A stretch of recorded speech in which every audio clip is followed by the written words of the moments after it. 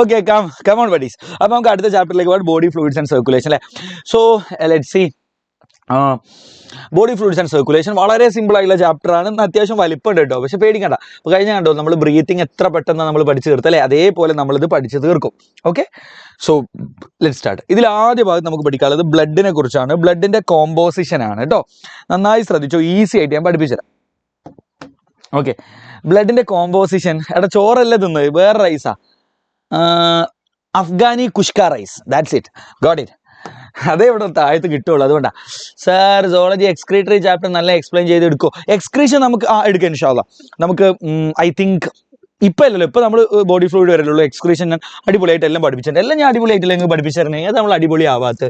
So let's talk about blood. നന്നായി ശ്രദ്ധിച്ചോട്ടോ മക്കളെ, നമ്മുടെ ബ്ലഡിൽ എന്തൊക്കെയാണ് ഉള്ളത് വേഗം പറഞ്ഞേ. ബ്ലഡിൻ്റെ 55% ബ്ലഡിൻ്റെ ഫ്ലൂയിഡ് പാർട്ടാണ്, അതിന് നമ്മൾ പ്ലാസ്മ എന്നാണ് പറയുക. എടാ ബേസിക്കലി ബ്ലഡ് എന്താ അറിയോ നിങ്ങൾക്ക്? ബ്ലഡ് എന്ന് പറഞ്ഞാൽ നമ്മളിപ്പോൾ ഒരു ടെസ്റ്റ് ട്യൂബിൽ ബ്ലഡ് എടുത്താൽ യഥാർത്ഥത്തിൽ എന്താ സംഭവം എന്ന് വെച്ചാൽ ഒരു ഫ്ലൂയിഡാണ്, എന്തൊക്കെയോ ലയിച്ച് കിടക്കുന്ന ഒരു ഫ്ലൂയിഡ്. ആ ഫ്ലൂയിഡാണ് ബേസിക്കലി പ്ലാസ്മ. ആ ഫ്ലൂയിഡിൽ കുറേ ബ്ലഡ് സെല്ലുകൾ ഇങ്ങനെ കിടക്കുകയാണ്, അതാണ് യഥാർത്ഥത്തിൽ ബ്ലഡ്. അപ്പോൾ എന്തോ ഒരു മഞ്ഞ കളർ ഫ്ലൂയിഡാണ് പ്ലാസ്മ. ഒരു ഒരു യെല്ലോ സ്ട്രോ അല്ലെങ്കിൽ ഒരു വൈക്കോലിൻ്റെ കളറുള്ള ഫ്ലൂയിഡാണ് ആക്ച്വലി ഈ പ്ലാസ്മ. അതിനകത്ത് കുറേ ബ്ലഡ് സെല്ലുകൾ ലയിച്ച് കിടക്കുക. അപ്പോൾ ബ്ലഡിൻ്റെ 55% ഈ ഫ്ലൂയിഡാണ് കേട്ടോ. ബാക്കി 45% ആണ് ഫോംഡ് എലമെൻറ്റ്സ് അല്ലെങ്കിൽ ബ്ലഡ് സെല്ലുകൾ എന്ന് നമ്മൾ പറയുന്ന ടീമുള്ളത്. ബാക്കി 45% ആണ്. ക്ലിയർ അല്ലേ കുട്ടികളെ? ഫോംഡ് എലമെൻറ്റ്സ് അല്ലെങ്കിൽ ബ്ലഡ് സെല്ലുകൾ. ക്ലിയർ അല്ലേ? ഇനി നമ്മൾ ബ്ലഡിൻ്റെ പ്ലാസ്മ എടുത്താൽ ഈ പ്ലാസ്മയുടെ ഈ പെർസെൻറ്റേജുകൾ പഠിച്ചാൽ നല്ലതാണ്. ഞാൻ ഭയങ്കരമായിട്ട് നിർബന്ധിക്കൂല. 90 to 92% വാട്ടറാണ്. പ്ലാസ്മയുടെ 90 മുതൽ 92% വാട്ടറാണ്. ക്ലിയർ അല്ലേ? ഇനി പ്ലാസ്മയുടെ 6 to 8% പ്രോട്ടീനുകളാണ്. പലതരം പ്ലാസ്മ പ്രോട്ടീനുകളാണ് 6 to 8%. പിന്നെ വളരെ ചെറിയൊരു ശതമാനം പ്ലാസ്മയിൽ ക്ലോട്ടിംഗ് ഫാക്ടറുകൾ, ബ്ലഡ് ക്ലോട്ടാവാൻ സഹായിക്കുന്ന ക്ലോട്ടിംഗ് ഫാക്ടറുകളുണ്ട്. ക്ലിയർ അല്ലേ? വേറെയും കുറേ ഉണ്ട്, ഞാൻ പ്രധാനപ്പെട്ട ആളുകളെയാണ് പറയുന്നത് കേട്ടോ. 90 to 92% വാട്ടർ, കുറച്ച് പ്ലാസ്മ പ്രോട്ടീൻസ് ഉണ്ട്, പിന്നെ കാണുന്നുണ്ടല്ലോ അല്ലേ നിങ്ങൾക്ക്. പിന്നെ എന്താ ഉള്ളത്? ക്ലോട്ടിംഗ് ഫാക്ടേഴ്സ്, പല തരത്തിലുള്ള ക്ലോട്ടിംഗ് ഫാക്ടേഴ്സ് ഉണ്ട്. നമുക്ക് പ്ലാസ്മയിൽ നിന്ന് നിങ്ങൾ ക്ലോട്ടിംഗ് ഫാക്ടറിനെ എടുത്ത് ഒഴിവാക്കിയാൽ നമ്മളോട് ചോദിക്കും, ഇതൊരു PYQ ആണ്. Plasma without clotting factor is called. പ്ലാസ്മയിൽ നിന്ന് ക്ലോട്ടിംഗ് ഫാക്ടറിനെ ഒഴിവാക്കി കഴിഞ്ഞാൽ പ്ലാസ്മ വിത്തൗട്ട് ക്ലോട്ടിംഗ് ഫാക്ടർ, അതിനെ നമ്മൾ സീറം എന്നാണ് വിളിക്കുക. എന്താ വിളിക്കുക? സീറം കേട്ടോ. പ്ലാസ്മയിൽ നിന്ന് ക്ലോട്ടിംഗ് ഫാക്ടേഴ്സിനെ ഒഴിവാക്കി കഴിഞ്ഞാൽ നിങ്ങൾക്ക് കിട്ടുന്നതാണ് സീറം. ക്ലിയർ ആണല്ലോ? Okay, serum. ഇത് ചോദിക്കുന്ന ഒരു 1 മാർക്ക് ചോദ്യമാണ്. ഇനി പ്ലാസ്മയിലുള്ള പ്രോട്ടീനുകൾ ഏതൊക്കെയാണ്? ഇതുവരെ ചോദിച്ചൊന്നും കണ്ടില്ല. ഇൻ കേസ് ചോദിച്ചാൽ പ്ലാസ്മ പ്രോട്ടീൻസ്, പ്ലാസ്മയിലെ പ്രോട്ടീനുകൾ പ്രധാനമായിട്ടും പ്ലാസ്മ പ്രോട്ടീൻസ് 3 ഗ്രൂപ്പാണ്. ഇതങ്ങനെ ഭയങ്കരമായിട്ടൊന്നും ചോദിച്ച് കണ്ടില്ലടാ. പ്രധാനമായിട്ടും 3 ഗ്രൂപ്പ്. ഇതുവരെ ചോദിച്ചിട്ടില്ല ഞാൻ പറഞ്ഞിട്ടുണ്ട് കേട്ടോ. ഓക്കെ, അപ്പോൾ ഭയങ്കരമായിട്ട് ഞാൻ നിർബന്ധിക്കുന്നില്ല, പക്ഷെ ചോദിച്ചാൽ നമ്മൾ അറിയണമല്ലോ. ആൽബുമിൻ എന്ന് പറയുന്ന പ്രോട്ടീൻ ഉണ്ട്, പിന്നെ ഗ്ലോബുലിൻ എന്ന് പറയുന്ന പ്രോട്ടീൻ ഉണ്ട് കേട്ടോ. എന്താ ഉള്ളത്? ഗ്ലോബുലിൻ എന്ന് പറയുന്ന പ്രോട്ടീൻ, പിന്നെ ഫൈബ്രിനോജൻ. എന്തൊക്കെയാണ്? Albumin, globulin, fibrinogen. ഇതിൽ ഫൈബ്രിനോജൻ കുറച്ച് കഴിഞ്ഞ് ഞങ്ങൾ എന്തായാലും പഠിക്കും. Fibrinogen helps in blood clotting, ബ്ലഡിൻ്റെ ക്ലോട്ടിങ്ങിന് സഹായിക്കുന്ന പ്രോട്ടീനാണ്. ഇത് വേറെ ചില ഫാക്ടേഴ്സ് ആണ്. എന്നാൽ ഫൈബ്രിനോജൻ എന്ന് പറഞ്ഞാൽ ബ്ലഡ് ക്ലോട്ടിങ്ങിന് സഹായിക്കുന്ന, actually fibrinogen is A clotting factor ആണ് കേട്ടോ. ക്ലോട്ടിങ്ങിന് സഹായിക്കുന്ന ഒരു ഫാക്ടർ തന്നെയാണ് ഫൈബ്രിനോജൻ. ബട്ട് സ്റ്റിൽ ഫൈബ്രിനോജൻ പ്രത്യേകമായിട്ട് നമ്മൾ വേറൊരു പ്രോട്ടീൻ ആയിട്ട് പറയുന്നുണ്ട്. So the helps in blood clotting, ബ്ലഡിൻ്റെ ക്ലോട്ടിങ്ങിന് ഇയാൾ സഹായിക്കും.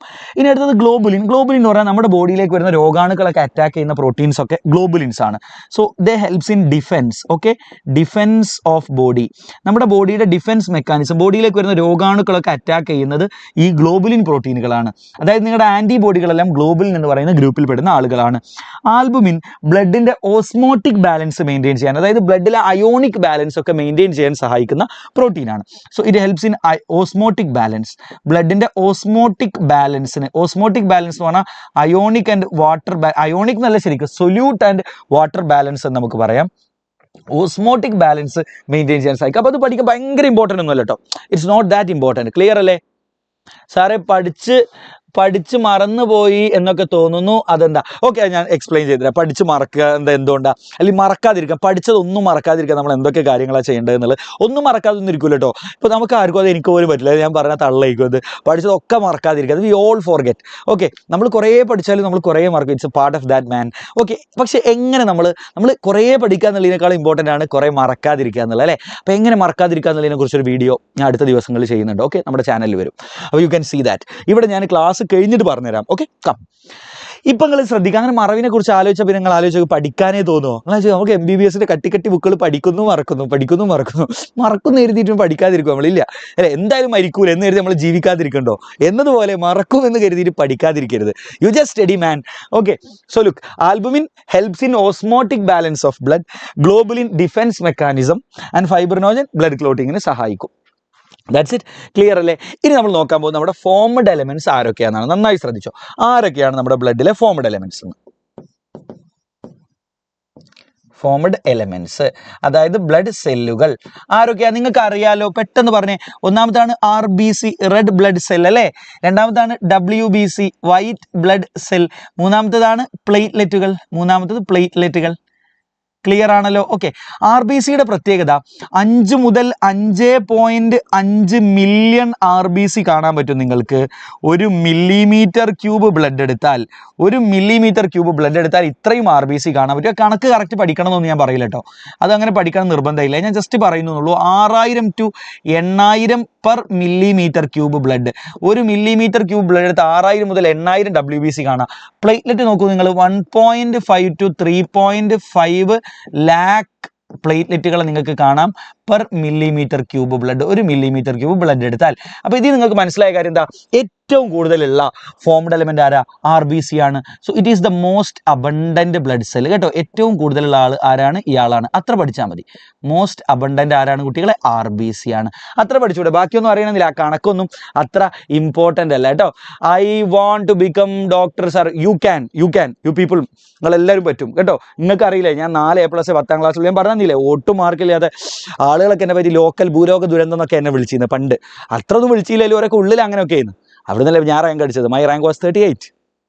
ഓക്കെ, അപ്പോൾ എൻ്റെ ഒരു ലേറ്റസ്റ്റ് വീഡിയോ ഉണ്ടേ, ഇന്നതപ്പാവും വൈകിട്ട്. അത് ശരിക്കും റിപ്പീറ്റേഴ്സിനുള്ള വീഡിയോ ആണ്, പക്ഷേ നിങ്ങൾക്കും അത് ഉപകാരപ്പെടും. കാരണം എന്താ അറിയോ, ആൾക്കാർ നമ്മളെ കൊണ്ട് പറ്റൂല എന്നൊക്കെ വിചാരിച്ച് കുറേ, ഞാൻ സാധാരണ ഒറ്റ കാര്യം പറയട്ടെ, ഞാൻ സാധാരണ കുട്ടികളോടൊക്കെ നിങ്ങളെ സ്വപ്നം എന്താക്കി ചോദിക്കുമ്പോഴേ എന്നോട് പലപ്പോഴും ഭയങ്കര സങ്കടം അത് കേൾക്കുമ്പോൾ. ചില ആൾക്കാർ എന്നോട് പറയും, ചില പെൺകുട്ടികളൊക്കെ കൂടുതൽ പറയാം, സാറേ മെഡിക്കൽ ഫീൽഡിൽ എന്തെങ്കിലും മതിയെന്ന്. അപ്പോൾ ഞാൻ ചോദിക്കുന്നത്, ഈ മെഡിക്കൽ ഫീൽഡിൽ എന്താ വേണ്ടത് ചോദിച്ചാൽ, നമുക്ക് വല്ല ലാബ് ടെക്നീഷ്യനോ നമുക്ക് വല്ല അങ്ങനത്തെ ഒക്കെ മതിയെന്ന്. അപ്പോൾ ഞാൻ ചോദിക്കുക, എന്താ നിങ്ങൾക്ക് വേറെ വലുതൊന്നും ആവാൻ ആഗ്രഹമില്ലായിട്ടല്ല, നമ്മളതിനെക്കുറിച്ച് ആലോചിക്കുകയില്ല, നമ്മളെ വിചാരം എന്താ, നമുക്കൊന്നും പറ്റിയേയില്ല. അതുകൊണ്ട് നമ്മൾ ആഗ്രഹിക്കാൻ പോലും നമുക്ക് പേടിയാണ്. നിങ്ങളുടെ കൂട്ടത്തിൽ മഹാഭൂരിഭാഗത്തിനും അങ്ങനെ ഉണ്ടാവില്ലേ? നമുക്കൊക്കെ ഉണ്ടാവും ഇടയ്ക്കിടയ്ക്ക്. ഞാനിപ്പോൾ ഇങ്ങനെ വേൾഡ് ചെസ് ചാമ്പ്യൻഷിപ്പിൻ്റെ ഇതിങ്ങനെ കണ്ടുകൊണ്ട് ഇങ്ങനെ നിൽക്കുമ്പോഴേ ഞാനിങ്ങനെ ആലോചിച്ചു, ഞാൻ എന്തുകൊണ്ടത് ആലോചിക്കാത്തത്? എനിക്ക് കിട്ടൂല എന്നുള്ളൊരു തോന്നൽ എൻ്റെ ഉള്ളിൻ്റെ എവിടെയെങ്കിലും കെടുക്കുന്നതുകൊണ്ടായിരിക്കും. അതുകൊണ്ടാണ് നമുക്ക് പലതും ആലോചിക്കാൻ, നമുക്ക് ആഗ്രഹം ഉണ്ടായിട്ടും ആലോചിക്കാൻ തോന്നാത്തതിൻ്റെ കാര്യം അതാണ്, അല്ലേ? പൊന്നു മക്കളെ, എൻ്റെ ഫ്രണ്ട്സിൻ്റെ കൂട്ടത്തിൽ ഞാൻ ഒരിക്കൽ കൂടെ നിങ്ങളോട് പറയുകയാണ്, എൻ്റെ ഫ്രണ്ട്സിൻ്റെ കൂട്ടത്തിൽ എൻ്റെ ഉമ്മയാണ് സത്യം. ഞാൻ വെറുതെ തള്ളാറില്ല, അങ്ങനെ ഇല്ലാത്ത കഥകൾ പറഞ്ഞൊക്കെ മോട്ടിവേറ്റ് ചെയ്യുന്നത് ഞാൻ കണ്ടിട്ടുണ്ട്. ഞാൻ അതല്ല, എനിക്ക് അറിയുന്നത്, എനിക്ക് തെളിവ് തരാൻ പറ്റും. ഒരു A+ പോലും, ഒരു A+ മാത്രം, നിങ്ങൾക്കറിയാം ലാംഗ്വേജിൽ A+ കിട്ടുന്നു, ഒരു A+ മാത്രമുള്ള ആൾ, 10ാം ക്ലാസ്സിൽ 2 A+ മാത്രമുള്ള ആൾ, ഞാൻ 10ൽ 4 A+ മാത്രം, എനിക്ക് 4 A+ മാത്രമുള്ള ആൾ, ഇവരൊക്കെ ജസ്റ്റ് MBBS കിട്ടുക എന്നുള്ളതല്ല, കേരള റാങ്കൊക്കെ വരുമ്പോഴത്തേക്ക് 100ൻ്റെ ഉള്ളിൽ റാങ്ക് വാങ്ങി വന്ന എത്ര ആൾക്കാർ എനിക്ക് അറിയാമെന്നറിയോ നിങ്ങൾക്ക്? എൻ്റെ മാർക്ക് ഞാൻ പറയാം 4 A+ ഉള്ളൂ 10ൽ, എൻ്റെ റാങ്ക് 38. എൻ്റെ അലോട്ട്മെൻറ്റ് മെമ്മോ ഞാൻ ഇന്നൊരു വീഡിയോ അപ്പോൾ നിങ്ങളൊന്ന് കണ്ടോക്കുക. അതിനകത്ത് I have told everything to motivate you. അത് ജസ്റ്റ് മോട്ടിവേറ്റ്, ഞാനതിൽ മോട്ടിവേഷൻ ഒന്നും ഞാൻ കാണുന്നില്ല കേട്ടോ. ഞാൻ മനസ്സിലാക്കുന്ന ഇത്രയേ ഉള്ളൂ, റിയാലിറ്റി മനസ്സിലാക്കാനുള്ള, നമ്മൾ തിരിച്ചറിയാതെ പോകുന്ന റിയാലിറ്റിയാണ് നമ്മുടെ കഴിവ് എത്രത്തോളം ഉണ്ട് എന്നുള്ളത്. സത്യമായിട്ട് നമുക്കൊക്കെ അപാരമായ കഴിവുണ്ട്, പക്ഷെ നമുക്ക് പേടിയാണ്, ഭയങ്കര പേടിയാണ്. നമ്മുടെ ഉള്ളിലുള്ള എവിടെയൊക്കെ ആ പേടി കിടന്നിട്ടാണ് നമ്മുടെ പല പഠനവും ഇൻഹിബിറ്റ് ആവുന്നത്, പല സ്വപ്നങ്ങളും ഇൻഹിബിറ്റ് ആവുന്നത്, നമുക്ക് വർക്ക് ചെയ്യാൻ തോന്നാത്തത്, നമുക്ക് ആ ഒരു പേടി എവിടെയൊക്കെയോ കിടക്കുന്നതുകൊണ്ടാണ്, നമുക്ക് ആ ഹോപ്പ് ഇങ്ങോട്ട് കിട്ടാത്തത് കൊണ്ടാണ്. ഓക്കെ, സോ ഗൈസ്, പ്രിയപ്പെട്ട കുട്ടികളെ, യു ഓൾ ക്യാൻ. നിങ്ങളുടെ സാമ്പത്തിക നിലയോ നിങ്ങളുടെ ബാക്കിയുള്ളത് ഒന്നും മാറ്ററല്ല. ഞാൻ എൻ്റെ വീഡിയോയിൽ ഞാൻ പറയുന്നുണ്ട്, എനിക്ക് എൻട്രൻസ് കിട്ടുമ്പോണ്ടല്ലോ, എൻ്റെ വീട് 2.5 സെൻറ്റ് സ്ഥലത്തൊരു വീടാണ്. ഓക്കെ, സോ 2.5 സെൻറ്റ് സ്ഥലത്ത് എന്ന് പറഞ്ഞാൽ മഴ പെയ്ത 4 ഭാഗവും ചോർന്നൊലിക്കുന്ന ഒരു വീടായിരുന്നു എൻ്റെത്. ആ വീട് ഇപ്പോഴും അവിടെ ഉണ്ട്. 4 ഭാഗം ചോർന്നൊലിക്കും മഴ പെയ്താൽ. ആ വീട്ടിൽ എനിക്ക് എൻട്രൻസ് കിട്ടി സമ്മാനം തരാൻ വന്നവർക്ക് കയറി നിൽക്കാൻ പോലും സ്ഥലമില്ലാത്ത വീട്ടിൽ നിന്നാണ് എനിക്ക് എൻട്രൻസ് കിട്ടുന്നത്. Okay, so the thing is, നിങ്ങൾക്ക് പൈസ ഇല്ലാന്നോ, നിങ്ങൾ പാവപ്പെട്ടവരെ നിന്നോ, അല്ലെങ്കിൽ നിങ്ങൾ ഇതുവരെ പഠിക്കാത്തവർ നിങ്ങൾ പഠിച്ചിട്ടുണ്ടാവില്ല, നിങ്ങൾ പഠിക്കാൻ തയ്യാറായി ഉണ്ടാവില്ല. ഞാനും പഠിക്കാൻ തയ്യാറില്ലായിരുന്നു. 10 വരെയൊക്കെ +1 വരെയൊക്കെ ഞാൻ തയ്യാറില്ലായിരുന്നു. അപ്പോൾ നമുക്ക് മാർക്ക് കിട്ടൂല. പഠിച്ചു തുടങ്ങിയ പഠനം ഭയങ്കര ഇൻട്രസ്റ്റിംഗ് ആവും. സീരിയസ്ലി, നമ്മൾ പഠിച്ചു തുടങ്ങിയ പഠനം ഭയങ്കര രസകരമാവും. നിങ്ങളൊന്ന് പഠിച്ചു തുടങ്ങി നോക്ക്.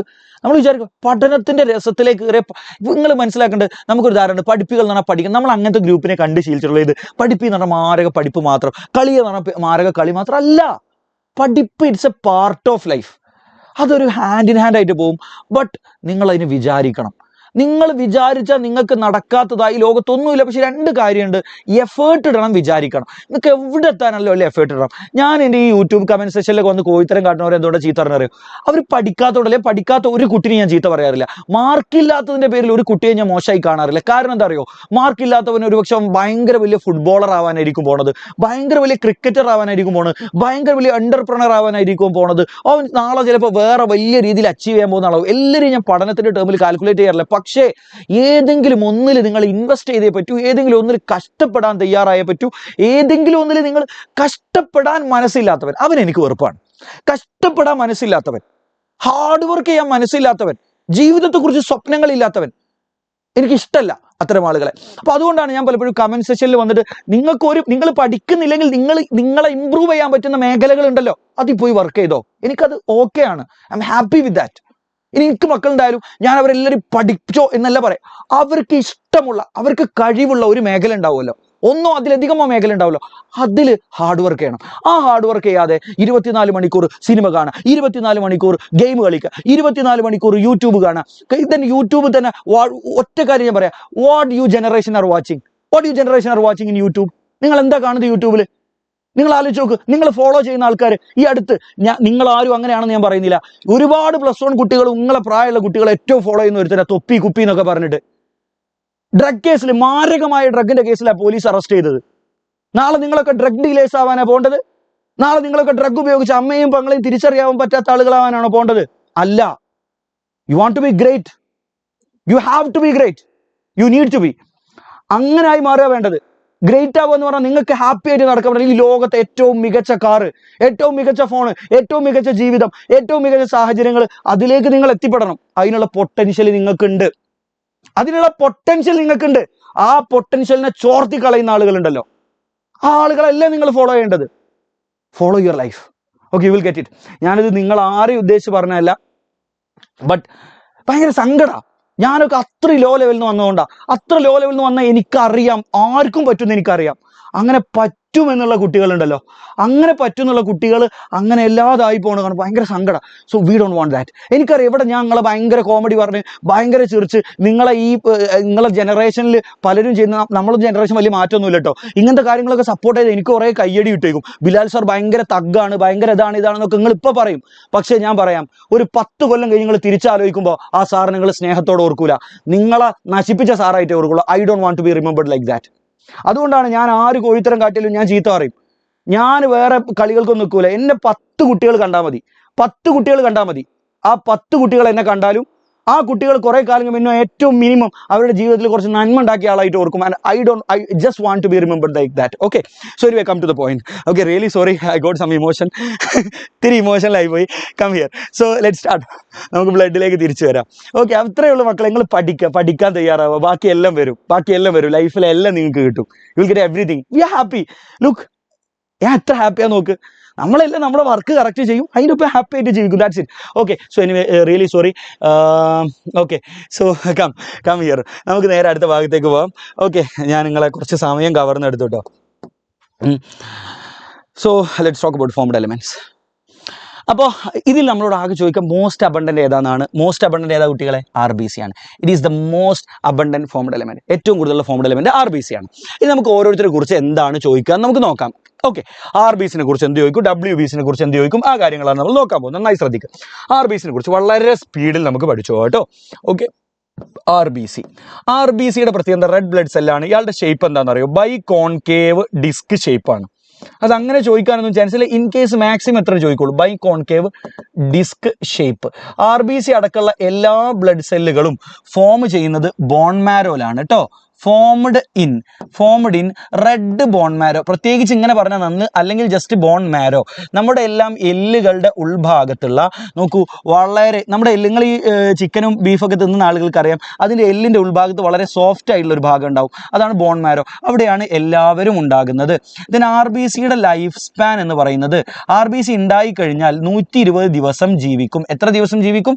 120 ദിവസം ജീവിക്കും. അതിനുശേഷം അത് നശിച്ചു പോകും. അത് നശിക്കുന്നത് സ്പ്ലീൻ എന്ന് പറയുന്ന അവയവത്തിൽ വെച്ചിട്ടാണ്. അതായത് RBC ഇങ്ങനെ ബ്ലഡിലൂടെ സഞ്ചരിച്ച് അവസാനം സ്പ്ലീൻ എന്ന് പറയുന്ന ഒരു അവയവത്തിലെ രക്തക്കുഴലുകളിലൂടെ സഞ്ചരിക്കും. നമ്മുടെ ബോഡിയിൽ സ്പ്ലീൻ എന്ന് പറയുന്ന ഈ ഒരു ഷേപ്പുള്ള അവയവമുണ്ട്. ആ അവയവത്തിലെ രക്തക്കുഴലുകളിലൂടെ സഞ്ചരിക്കും. ഓക്കെ, RBC എപ്പോഴും രക്തക്കുഴലിലൂടെ അല്ലോ സഞ്ചരിക്കുക. ഈ സ്പ്ലീനിലെ രക്തക്കുഴലുകളിലൂടെ സഞ്ചരിക്കുമ്പോൾ RBC നശിച്ചു പോകും. ക്ലിയർ അല്ലേ? So it is destroyed in spleen. ഇത് ചോദിക്കാൻ സാധ്യതയുണ്ട്. RBCs are destroyed in spleen. സ്പ്ലീനിൽ നശിച്ചു പോകും. അതുകൊണ്ട് തന്നെ സ്പ്ലീനിനെ നമ്മൾ ഗ്രേവ് യാർഡ് ഓഫ് RBC എന്ന് വിളിക്കാറുണ്ട്. സ്പ്ലീനെ നമ്മൾ എന്താ വിളിക്കുക? Grave yard of RBC. സ്പ്ലീനെ നമ്മൾ ഗ്രേവ് യാർഡ് ഓഫ് RBC എന്നാണ് വിളിക്കുക. Is that clear guys? Set അല്ലേ? ഇത്ര പഠിച്ചാൽ മതി RBCനെ കുറിച്ച്. വേറെ ഒന്നും വേണ്ട. RBCക്കകത്ത് ഹീമോഗ്ലോബിൻ ഉണ്ട്, ആ കാര്യം നിങ്ങൾക്ക് ഓൾറെഡി അറിയാം. ഇനി നമ്മൾ നേരെ, അപ്പോൾ ഈ കാര്യം സെറ്റ് അല്ലേ? ബൈകോൺകേവ് ഡിസ്ക് ഷേപ്പ്ഡാണ്, formed in red bone marrow കേട്ടോ. Red bone marrow. Life span 120 days ആണ്. Destroyed in spleen. എന്തുകൊണ്ടാണ് സ്പ്ലീനെ ഗ്രേവ് യാർഡ് ഓഫ് RBC എന്ന് വിളിക്കുന്നത് ചോദിക്കും? ബിക്കോസ് RBC നശിക്കുന്ന അവിടെയാണ്. പിന്നെ RBCക്ക് ന്യൂക്ലിയസ് ഇല്ല കേട്ടോ, അതും പ്രത്യേകമായിട്ട് ഓർത്തോ. RBCക്ക് എന്തില്ല? ന്യൂക്ലിയസ് ഇല്ല. ഓക്കെ, സോ നോ ന്യൂക്ലിയസ് RBCക്ക് ഇല്ല. ഇത്രയും പോയിന്റ്സ് മാക്സിമം ഓർത്താൽ മതി. പക്ഷേ സാധാരണ RBCനെ പറ്റി നമ്മളോട് ഒന്നും ചോദിക്കാറില്ല.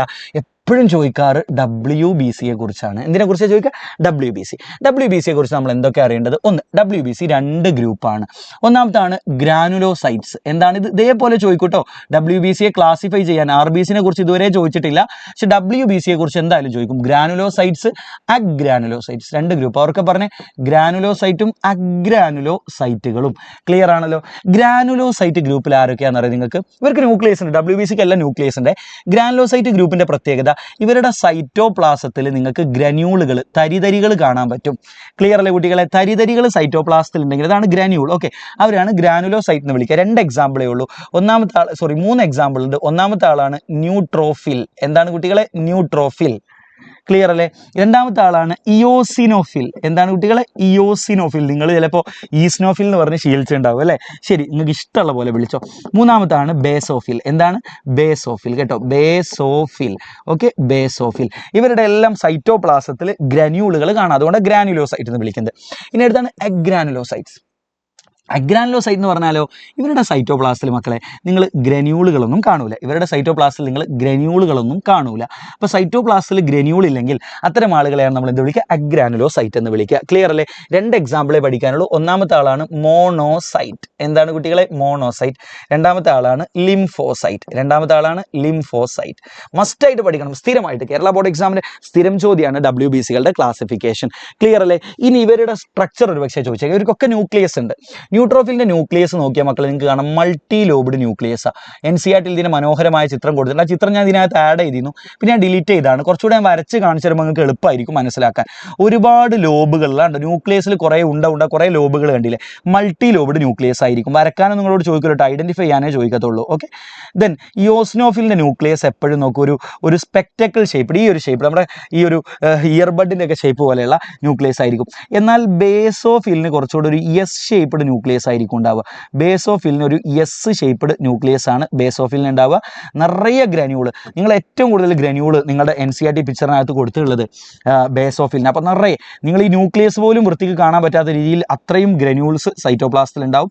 സോ NCERT പിക്ചർ ജസ്റ്റ് നോക്കിയാൽ മതി, യു ക്യാൻ സീ നിറയെ ഗ്രന്യൂളുകളാണ് സൈറ്റോപ്ലാസത്തിൽ. ക്ലിയർ അല്ലേ? ദെൻ മോണോസൈറ്റിന്റെ ന്യൂക്ലിയസ് നോക്ക് നിങ്ങൾ, ഏകദേശം ഒരു കിഡ്നി ഷേപ്പ്ഡ് ന്യൂക്ലിയസ് ആണ് മോണോസൈറ്റിന് ഉണ്ടാവുക. ദെൻ ലിംഫോസൈറ്റിന് ഏകദേശം സർക്കുലാർ ന്യൂക്ലിയസ് ആണ്. ഇത്രയും സെറ്റാണ്. ഇത് ഇതേപോലെ തന്നെ ചോദിക്കും മക്കളെ, ഇതേപോലെ ചോദിക്കും. ഇനി ഇവരുടെ ഒക്കെ ഫംഗ്ഷൻ എന്താണ്, ഇവരുടെ പെർസെൻറ്റേജ് എത്രയാണെന്ന് കൂടെ ചോദിക്കും. ഏറ്റവും കൂടുതൽ നിങ്ങൾ കാണുന്ന WBC ഏതെന്ന് വെച്ചാൽ ന്യൂട്രോഫിലാണ്. 60 to 65% ഓഫ് ടോട്ടൽ WBC ന്യൂട്രോഫിലാണ്. ക്ലിയർ അല്ലേ കുട്ടികളെ? രണ്ടാം സ്ഥാനത്ത് ലിംഫോസൈറ്റ് ആണ്, 20 to 25%. ഈ പെർസെൻറ്റേജ് പഠിച്ചോ, ഇതേപോലെ പഠിച്ചോ. 20 to 25% ലിംഫോസൈറ്റ് ആണ്. ക്ലിയർ അല്ലേ കുട്ടികളെ? മൂന്നാം സ്ഥാനത്ത് മോണോസൈറ്റ് ആണ്, 6 to 8% ആണ് മോണോസൈറ്റ്. ലിഗ്നോസൈറ്റ്. ക്ലിയർ അല്ലേ? 4ാം സ്ഥാനത്ത് ഇയോസിനോഫിലാണ്.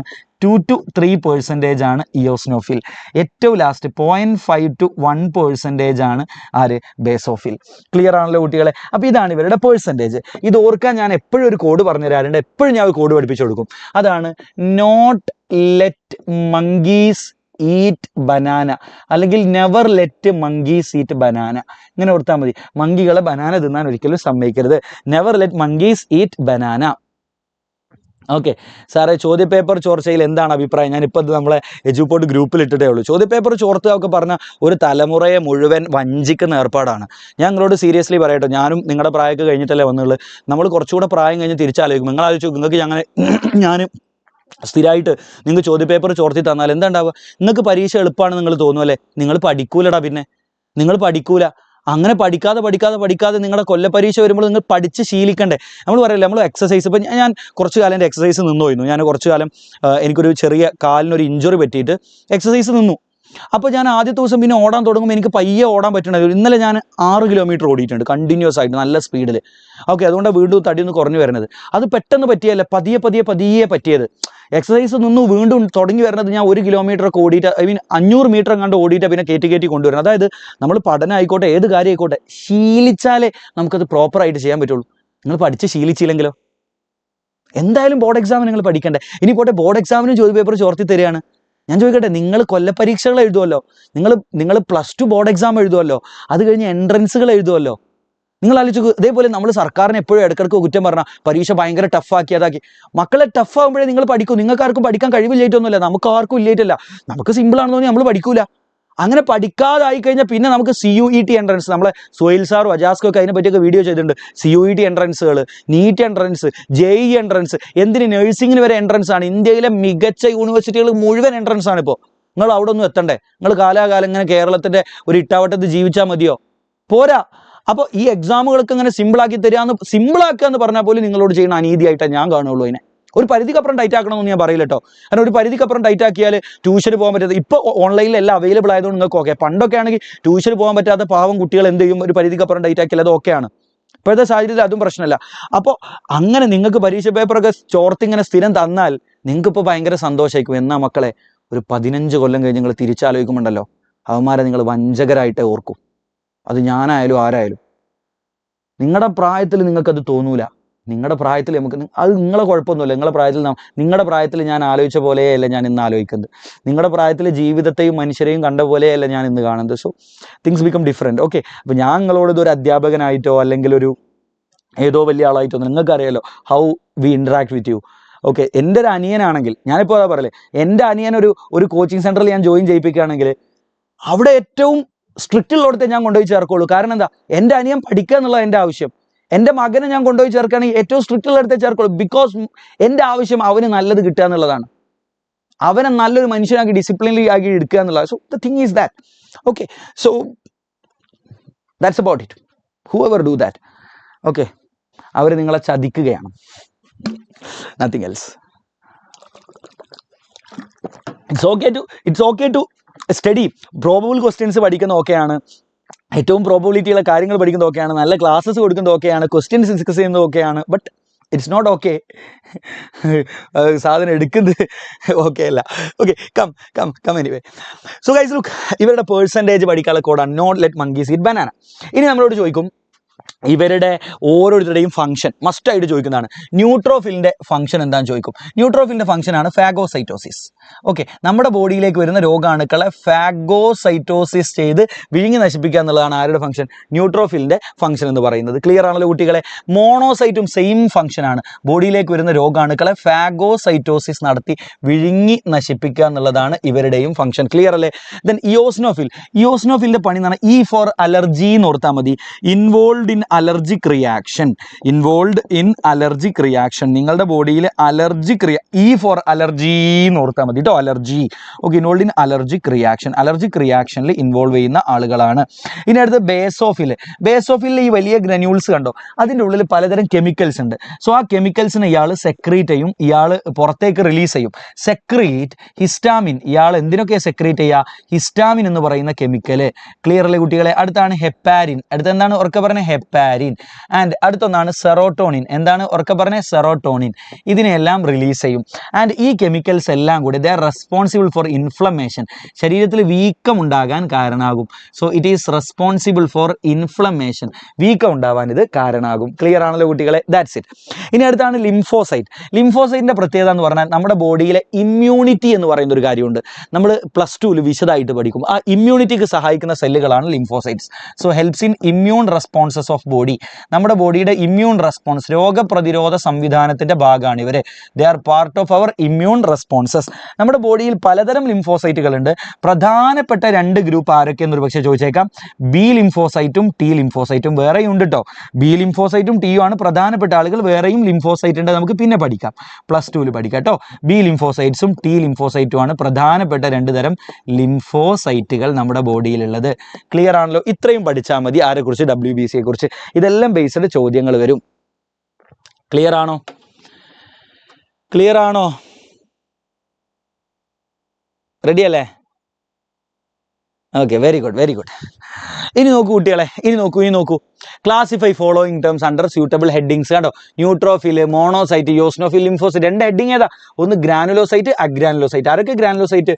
ന്യൂട്രോഫിൽ ഗ്രാനുലോസൈറ്റ് ആണ്, യോസ്നോഫിൽ ഗ്രാനുലോസൈറ്റ് ആണ്. മോണോസൈറ്റും ലിംഫോസൈറ്റും അഗ്രാനുലോസൈറ്റുകളാണ്. ക്ലിയർ അല്ലേ കുട്ടികളെ? അവർ രണ്ടുപേരും അഗ്രാനുലോസൈറ്റുകളാണ്. ദെൻ നെക്സ്റ്റ് കണ്ടോ, ന്യൂട്രോഫിൽ. കണ്ടോ, ന്യൂട്രോഫിലിന്റെ ഫംഗ്ഷൻ എന്താ കുട്ടികളെ? എന്താ ന്യൂട്രോഫിലിന്റെ ഫംഗ്ഷൻ? ഫാഗോസൈറ്റോസിസ് അല്ലേ? ബേസോഫിൽ നോക്കൂ, secrete histamine. Eosinophil allergic reaction. Lymphocyte immune responses അല്ലേ? ബേസോഫിൽ ദെൻ അത്രയേ ഉള്ളൂ. എല്ലാവരെയും നമ്മൾ ക്ലാസിഫൈ ചെയ്ത് കഴിഞ്ഞു അല്ലേ? അപ്പോൾ ഈ രീതിയിലുള്ള ചോദ്യങ്ങൾ നമ്മളോട് ചോദിച്ചേക്കാം. പിന്നെ പേഴ്സൻറ്റേജ് ചോദിക്കും. പേഴ്സൻറ്റേജ് പഠിക്കണം. ആ ചോദ്യം ഞാൻ ആഡ് ചെയ്യാൻ വിട്ടുപോയതായിട്ട്, റിയലി സോറി ഫോർ ദാറ്റ്. ആ ചോദ്യം കൂടി ഞാൻ ആഡ് ചെയ്തതിന് ഒന്നുമില്ല. ഈ പേഴ്സൻറ്റേജ് ഇതുപോലെ പഠിച്ചോ. പേഴ്സൻറ്റേജ് പഠിക്കാൻ പറ്റില്ലെങ്കിൽ ഏറ്റവും മിനിമം ഇത് പഠിച്ചോ, note let monkeys eat banana. ആ ഓർഡർ പഠിച്ചാൽ പോലും പേഴ്സൻറ്റേജ് ബേസ്ഡ് ചോദ്യം ചേരുംപടി ചേർക്കാനേ ചോദിക്കുള്ളൂ. അപ്പോൾ നിങ്ങൾക്ക് ഉപകാരപ്പെടും. ഏറ്റവും കൂടുതലായാലും ഏറ്റവും കുറവായിരുന്നു അതിൽ നിന്ന് കിട്ടും. അപ്പോൾ പേഴ്സൻറ്റേജ് പഠിക്കാൻ പറ്റില്ലെങ്കിൽ കുഴപ്പമില്ല. Note let monkeys eat banana എന്നുള്ളത് ഓർത്താൽ യു വിൽ ഗെറ്റ് പേഴ്സൻറ്റേജ് കേട്ടോ. That's it. ഇനി നമ്മൾ നോക്കാൻ പോകുന്നത് പ്ലേറ്റ്ലെറ്റിനെ കുറിച്ച് ഒറ്റ പോയിന്റോടെ പറഞ്ഞാൽ പരിപാടി തീർന്നു. ഓക്കെ, പ്ലേറ്റ്ലെറ്റിന്റെ പണി എന്താ കുട്ടികളെ? ബ്ലഡ് ക്ലോട്ടിങ്ങിന് സഹായിക്കുന്ന ബ്ലഡ് സെല്ലുകളാണ് ആര്? പ്ലേറ്റ്ലെറ്റ്സ്. ക്ലിയർ അല്ലേ? ഇവരുടെ പ്രത്യേകത, നമ്മുടെ ബോൺ മാരോ ഉണ്ടല്ലോ, നമ്മുടെ ബോൺ മാരോ എന്താന്ന് ഞാൻ പറഞ്ഞു, ബോണിന്റെ ഉള്ളിലുള്ള ഭാഗമാണ് ബോൺ മാരോ. നമ്മുടെ ഈ bone marrow, look this is your bone marrow. ഈ ബോൺ മാരോന്റെ ഉള്ളിൽ മെഗാ കാരിയോസൈറ്റുകൾ എന്നറിയപ്പെടുന്ന വലിയ സെല്ലുകളുണ്ട്. Okay, these are your megakaryocyte. ഈ മെഗാ കാരിയോസൈറ്റ് മുറിഞ്ഞ് ചെറിയ കുഞ്ഞൻ കഷ്ണങ്ങളാകും. ഈ കഷ്ണങ്ങളാണ്, ഈ മെഗാ കാരിയോസൈറ്റിന്റെ കുഞ്ഞൻ കഷ്ണങ്ങളാണ് ആക്ച്വലി ആര്? പ്ലേറ്റ്ലെറ്റുകൾ. ക്ലിയർ അല്ലേ? So they are cell fragments of megakaryocyte. ഇത് ഒരുപക്ഷെ ചോദിച്ചേക്കാം കേട്ടോ. They are cell fragments of megakaryocytes. നമ്മുടെ ബോൺ മാരോയിലെ മെഗാ കാരിയോസൈറ്റുകളുടെ സെൽ ഫ്രാഗ്മെന്റ്സ് ആണ് യഥാർത്ഥത്തിൽ ആര് കുട്ടികളെ? പ്ലേറ്റ്ലെറ്റുകൾ. ക്ലിയർ അല്ലേ? That's it. Okay, so these are all about blood composition. ബ്ലഡിൽ എന്തൊക്കെയാണുള്ളതെന്ന് വെച്ചാൽ ഇതാണ് ഉത്തരം. ഇത് നമ്മൾ അടുത്തതിലേക്ക് പോവാണ്, ബ്ലഡ് ഗ്രൂപ്പിംഗ്. നോക്കൂ, 2 തരത്തിലുള്ള ബ്ലഡ് ഗ്രൂപ്പിംഗ് നമ്മൾ പഠിക്കാണ്ട്. ABO ബ്ലഡ് ഗ്രൂപ്പിങ്ങും RH ഗ്രൂപ്പിങ്ങും. വളരെ ഈസി ആയിട്ട് ഇത് പഠിക്കാം. Let's talk about ABO grouping.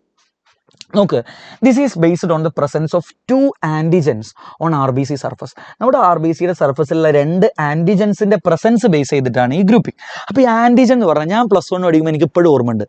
Antigen എന്ന് പറഞ്ഞാൽ എന്താ? നമ്മളൊക്കെ കേട്ടിട്ടുള്ളത് പുറമേ നിന്ന് നമ്മുടെ ശരീരത്തിലേക്ക് നമ്മളെ ഉപദ്രവിക്കാൻ വരുന്ന രോഗാണുക്കളെയൊക്കെയാണ് നമ്മൾ സാധാരണ ആൻറ്റിജൻ എന്ന് വിളിക്കുക അല്ലേ? അപ്പോൾ നമ്മുടെ ബോഡിയിലേക്ക് ഒരു ബാക്ടീരിയ വന്നാൽ അതൊരു ആൻറ്റിജനാണ്. ഒരു ഫംഗസ് വന്നാൽ അതൊരു ആൻറ്റിജനാണ്. വൈറസ് വന്നാൽ അതൊരു ആൻറ്റിജനാണ്. അതൊക്കെ ആൻറ്റിജൻ എന്നാണ് വിളിക്കുക. പക്ഷേ ബ്ലഡ് ഗ്രൂപ്പിങ്ങിലെ ആൻറ്റിജൻ എന്ന് പറഞ്ഞാൽ അയാളല്ല. ബ്ലഡ് ഗ്രൂപ്പിങ്ങിലെ ആൻറ്റിജൻ എന്ന് പറഞ്ഞാൽ നമ്മുടെ ബോഡിയിൽ തന്നെയുള്ള ചില മോളിക്യൂൾസ് ആണ്. സാധാരണഗതിയിൽ ആൻറ്റിജൻ എന്ന് നിങ്ങൾ പഠിച്ചിട്ടുള്ളതിന് ഇവിടെ മറന്നേക്കൂ. ഇവിടെ നമ്മൾ ഉദ്ദേശിക്കുന്നത് നമ്മുടെയൊക്കെ ബോഡിയിൽ സാധാരണയായിട്ടുള്ള ചില മോളിക്യൂൾസ് ആണ്. അവരെയാണ് നമ്മൾ ഈ ആൻറ്റിജൻ എന്ന് വിളിക്കുന്നത്. ക്ലിയർ അല്ലേ? അപ്പോൾ നിങ്ങളിൽ ചില ആളുകളുടെ RBC, ഇത് നിങ്ങളുടെ RBC ആണെന്ന് വിചാരിക്കുക. ചിലരുടെ RBCയുടെ പുറത്ത് A ആൻറ്റിജൻ എന്ന് പറയുന്ന ആൻറ്റിജൻ ആണ് ഉണ്ടാവുക. Suppose this is your A antigen. അങ്ങനെയാണെങ്കിൽ നിങ്ങളുടെ ബ്ലഡ് ഗ്രൂപ്പ് A ഗ്രൂപ്പ് ആണെന്ന് നമുക്ക് പറയാം. ഇനി നിങ്ങളിൽ ചിലരുടെ RBCയുടെ പുറത്ത് B ആൻറ്റിജൻ എന്ന് പറയുന്ന ആൻറ്റിജനാണ് ഉണ്ടാവുക. അങ്ങനെയാണെങ്കിൽ നിങ്ങളുടെ ബ്ലഡ് ഗ്രൂപ്പ് B ഗ്രൂപ്പ് ആണെന്ന് പറയും. ഇതൊക്കെ നിങ്ങളിൽ ജന്മനാലുള്ള സംഭവമാട്ടോ, പുറമേന്ന് വരുന്ന ആരുമല്ല. ആ കൺസെപ്റ്റ് ഇവിടെ വേണ്ട. പുറമേന്ന് വരുന്ന ആളുകളെ ആൻറ്റിജൻ എന്ന് വിളിക്കുന്ന കോൺസെപ്റ്റ് നമുക്ക് ഇവിടെ വേണ്ട. ക്ലിയർ അല്ലേ? ബി ആൻറ്റിജൻ വന്ന ബി ഗ്രൂപ്പ്. ഇനി ചില ആളുടെ RBC, നിങ്ങളിൽ ചിലരുടെ RBC നോക്കി അതിൻ്റെ പുറത്ത് ബി ആൻറ്റിജനും കാണാം, എ ആൻറ്റിജനും കാണാം, രണ്ടും കാണാം, എയും കാണാം ബിയും കാണാം. അങ്ങനെ രണ്ടും കൂടി വന്ന നിങ്ങളുടെ ബ്ലഡ് ഗ്രൂപ്പ് AB ഗ്രൂപ്പ്. എന്താണ്? AB ഗ്രൂപ്പാണ്. ക്ലിയർ അല്ലേ കുട്ടികളെ? ഇനി നിങ്ങളുടെ RBCയുടെ പുറത്ത് 2 ആൻറ്റിജനും ഇല്ലെങ്കിൽ നിങ്ങളുടെ ഗ്രൂപ്പ് O ഗ്രൂപ്പാണ്. ഇപ്പോൾ എൻ്റെ RBCയുടെ പുറത്തൊക്കെ നിങ്ങൾ നോക്കിയാൽ 2 ആൻറ്റിജനും കാണില്ല, so I am O group. Clear അല്ലേ? ഇനി ഒരു കാര്യം ഉണ്ട് കേട്ടോ, ഒരാൾ നിങ്ങളിൽ A ഗ്രൂപ്പുള്ള ആളുകൾ നിങ്ങളുടെ RBCയുടെ പുറത്ത് A ആൻറ്റിജൻ ഉണ്ടാകും, ആൻഡ് നിങ്ങളുടെ ബ്ലഡിൻ്റെ പ്ലാസ്മയിൽ ആൻറ്റി-A ആൻറ്റിബോഡി എന്നറിയപ്പെടുന്ന മോളിക്യൂൾസും ഉണ്ടാവും. സോറി, ആൻറ്റി-B ആൻറ്റിബോഡി എന്നറിയപ്പെടുന്ന മോളിക്യൂൾസും ഉണ്ടാകും. ആൻറ്റി-B ആൻറ്റിബോഡി. അതുപോലെ നിങ്ങൾ ബി ഗ്രൂപ്പ് ആണെങ്കിൽ അതിന് നേരെ ഓപ്പോസിറ്റ് ആൻറ്റിബോഡി നിങ്ങളുടെ പ്ലാസ്മയിൽ ഉണ്ടാവും. നിങ്ങൾ ബി ആകുമ്പോൾ അതിൻ്റെ ഓപ്പോസിറ്റ് ഏതാ? ആൻറ്റി-A ആൻറ്റിബോഡി അല്ലേ? നിങ്ങളുടെ ബ്ലഡിൻ്റെ പ്ലാസ്മയിൽ ആൻറ്റി-A ആൻറ്റിബോഡി ഉണ്ടാകും. ക്ലിയർ അല്ലേ? നിങ്ങളിവിടെ AB ഗ്രൂപ്പാണ്, ഈ 2 ആൻറ്റിജനും ഉണ്ട് അല്ലേ? അതുകൊണ്ട് തന്നെ പ്ലാസ്മയിൽ എയുടെ ഓപ്പോസിറ്റ് ബിയുടെ ഓപ്പോസിറ്റ്, പക്ഷെ രണ്ടും പറ്റില്ല, രണ്ടും ഉള്ളത് കൊണ്ട് തന്നെ നോ ആൻറ്റിബോഡി. 2 ആൻറ്റിബോഡി ഉണ്ടാവില്ല. No antibody in plasma. നിങ്ങളുടെ പ്ലാസ്മയിൽ ഒരു ആൻറ്റിബോഡിയും ഉണ്ടാവില്ല. ക്ലിയർ അല്ലേ കുട്ടികളെ? പ്ലാസ്മയിലാട്ടോ ആൻറ്റിബോഡി ഉള്ളത്, it's a protein. Okay, then O group ആണെങ്കിൽ അയാളുടെ അടുത്ത് A ആൻറ്റിജനും ഇല്ല, B ആൻറ്റിജനും ഇല്ല, അതുകൊണ്ട് തന്നെ ആൻറ്റി-A ആൻറ്റിബോഡി ഉണ്ടാവും, ആൻറ്റി-B ആൻറ്റിബോഡി ഉണ്ടാവും. അയാളുടെ പ്ലാസ്മയിൽ 2 ആൻറ്റിബോഡി ഉണ്ടാവും. ആൻറ്റി-A ആൻറ്റിബോഡി ഉണ്ടാവും, ആൻറ്റി-B ആൻറ്റിബോഡി ഉണ്ടാവും. അപ്പോൾ ഇത് നിങ്ങൾ പഠിക്കണം. അപ്പോൾ ഇങ്ങനെ ഓർത്താൽ മതി. എന്ത്? A ആൻറ്റിജനാണ് RBCയുടെ പുറത്തെങ്കിൽ A ഗ്രൂപ്പ്, B ആണെങ്കിൽ B ഗ്രൂപ്പ്, എയും ബിയും ഉണ്ടെങ്കിൽ AB ഗ്രൂപ്പ്, ഒന്നും ഇല്ലെങ്കിൽ O ഗ്രൂപ്പ്. ആദ്യം അങ്ങനെ ഓർക്കുക. ഇനി A ആൻറ്റിജൻ ആണെങ്കിൽ പ്ലാസ്മയിൽ ആൻറ്റി-B ആൻറ്റിബോഡി ഉണ്ടാവുക, B ആൻറ്റിജൻ ആണെങ്കിൽ പ്ലാസ്മയിൽ ആൻറ്റി-B ഉണ്ടാവുക, സോറി ആൻറ്റി-A ആണ് ഉണ്ടാവുക. സോറി, ഇവിടെ എയും ബിയും ഉള്ള ആളുകൾക്ക് 2 ആൻറ്റിബോഡി ഉണ്ടാവില്ല, ഓക്ക് 2 ആൻറ്റിബോഡി ഉണ്ടാവും. Okay, just remember that. ഇനി നിങ്ങൾ നോക്കേണ്ടത് ആർക്കൊക്കെ കൊടുക്കാം എന്നുള്ളതാണല്ലേ. അത് ഞാൻ എൻട്രൻസുകാരൊക്കെ പല രീതിയിലും പഠിപ്പിക്കാറുണ്ട്. നിങ്ങളെ സംബന്ധിച്ചിടത്തോളം നിങ്ങൾ അങ്ങനെ ആ ഒരു ലെവലിലേക്ക് പോകണ്ട. ഇപ്പോൾ A ഉള്ള ഒരാൾ, ഇയാൾക്ക് ആരൊക്കെ കൊടുക്കാം? കൊടുക്കുന്ന ആളെ നമ്മൾ ഡോണർ എന്നാ വിളിക്കുക. എന്താ വിളിക്കുക? ഡോണർ, ദാതാവ്. ഓക്കെ, കൊടുക്കുന്ന ആള്. ലോക്കോമോഷൻ ഇന്ന് ഈ സെഷനിൽ ഇല്ലല്ലോ മക്കളെ, ഇതുവരെ ഉള്ളൂ. അടുത്ത് നമ്മൾ ലോക്കോമോഷൻ വേറെ പഠിപ്പിക്കും. നമ്മൾ അടുത്ത ലൈവിൽ ലോക്കോമോഷൻ ഉണ്ട് കേട്ടോ. ഓക്കെ, സോ ഗൈസ് ലുക്ക്, ഇപ്പോൾ എക്ക് ആരൊക്കെ ഡോണർ ആവാം, എക്ക് ആരൊക്കെ കൊടുക്കാം? ഡോണർ എന്ന് പറഞ്ഞാൽ കൊടുക്കുന്ന ആൾ. അപ്പോൾ എക്ക് ആരൊക്കെ കൊടുക്കാം എന്ന് ചോദിച്ചാൽ A കൊടുക്കാം, O കൊടുക്കാം. ബിക്ക് ആരൊക്കെ ആയിരിക്കും? അപ്പോൾ ഇതേമാതിരി B കൊടുക്കാം, O കൊടുക്കാം. ABക്ക് ആരൊക്കെ ആയിരിക്കും കുട്ടികളെ? A കൊടുക്കാം, B കൊടുക്കാം, AB കൊടുക്കാം, O കൊടുക്കാം. ക്ലിയർ അല്ലേ? ഇതാണ് ഡോണേഴ്സ് ഗ്രൂപ്പ്. ലുക്ക്, AB-യുടെ ഡോണർമാരായിട്ട് ഈ ആളുകൾക്കൊക്കെ വരാം, Aയുടെ ഡോണറായിട്ട് ഇവരെ വരാൻ പറ്റുള്ളൂ, Bയുടെ ഡോണറായിട്ട് ഇവരെ വരാൻ പറ്റുള്ളൂ. ക്ലിയർ അല്ലേ? ദെൻ Oയുടെ ഡോണറായിട്ട് O മാത്രം. ക്ലിയർ ആണോ? ഇത് ഇങ്ങനെ പഠിച്ചു. എക്ക് എയും ഓയും, ബിക്ക് ബി ഓയും, ABക്ക് എല്ലാവരും, ഓക്ക് O മാത്രം. അപ്പോൾ ഇവിടെ നമ്മൾ കണ്ടൊരു കാര്യം എന്താ? O എല്ലാവർക്കും കൊടുക്കുന്നുണ്ട് അല്ലേ? എക്ക് കൊടുക്കുക, ബിക്ക് കൊടുക്കുക, ABക്ക് കൊടുക്കുക, ഓക്ക് കൊടുക്കാം. അതുകൊണ്ട് തന്നെ Oയെ നമ്മൾ യൂണിവേഴ്സൽ ഡോണർ എന്ന് വിളിക്കും. ഇത് NCERT ഒരു ടേബിളായിട്ട് തന്നിട്ടുണ്ട്. അതുകൊണ്ട് തന്നെ O എല്ലാവർക്കും കൊടുക്കപ്പെടുന്നതുകൊണ്ട് തന്നെ, എല്ലാവർക്കും കൊടുക്കാൻ പറ്റുന്നതുകൊണ്ട് തന്നെ Oയെ നമ്മൾ യൂണിവേഴ്സൽ ഡോണർ എന്നാണ് വിളിക്കുക. അതിൻ്റെ കാരണം മനസ്സിലായല്ലോ? It can give blood to all other groups. അങ്ങനെ പറഞ്ഞാൽ മതി. It can donate to all other groups. ഇവിടെ കണ്ടോ, ഡോണേഴ്സ് ഗ്രൂപ്പ് എന്ന് പറഞ്ഞാൽ അവർ തന്നിട്ടുണ്ട്. എക്ക് എയും ഓയും, ബിക്ക് ബിയും ഓയും, ABക്ക് എല്ലാവരും, ഓക്കോ മാത്രം. സോ O യൂണിവേഴ്സൽ ഡോണറാണ്. AB എല്ലാവരിൽ നിന്നും വാങ്ങുന്നില്ലേ? വാങ്ങുന്ന ആളിനെ സ്വീകർത്താവ് എന്ന് മലയാളത്തിൽ പറയും, റെസിപ്പിയൻ്റ് എന്നാണ് ഇംഗ്ലീഷ് പറയാം. സോ AB യൂണിവേഴ്സൽ റെസിപ്പിയൻ്റ് ആണ്. എല്ലാവരിൽ നിന്നും വാങ്ങുന്ന ആളാണ് ആര്? AB.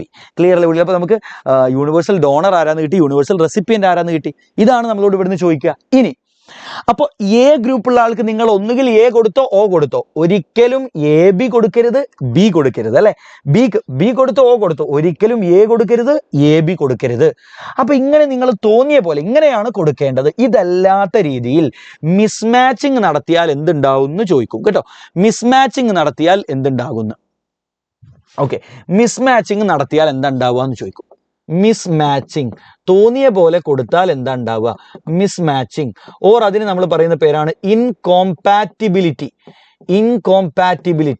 ഓക്കെ, ഇൻകോമ്പാറ്റിബിലിറ്റി ഉണ്ടാവുക അല്ലെങ്കിൽ മിസ്മാച്ചിങ് നടത്തി എന്താ ഉണ്ടാവുക എന്ന് വെച്ചാൽ ഒറ്റ ആൻസർ എഴുതി വെച്ചാൽ മതി. നിങ്ങൾ ആൻറ്റിജനുകളും ആൻറ്റിബോഡികളും കൂടെ റിയാക്ഷൻ നടക്കും.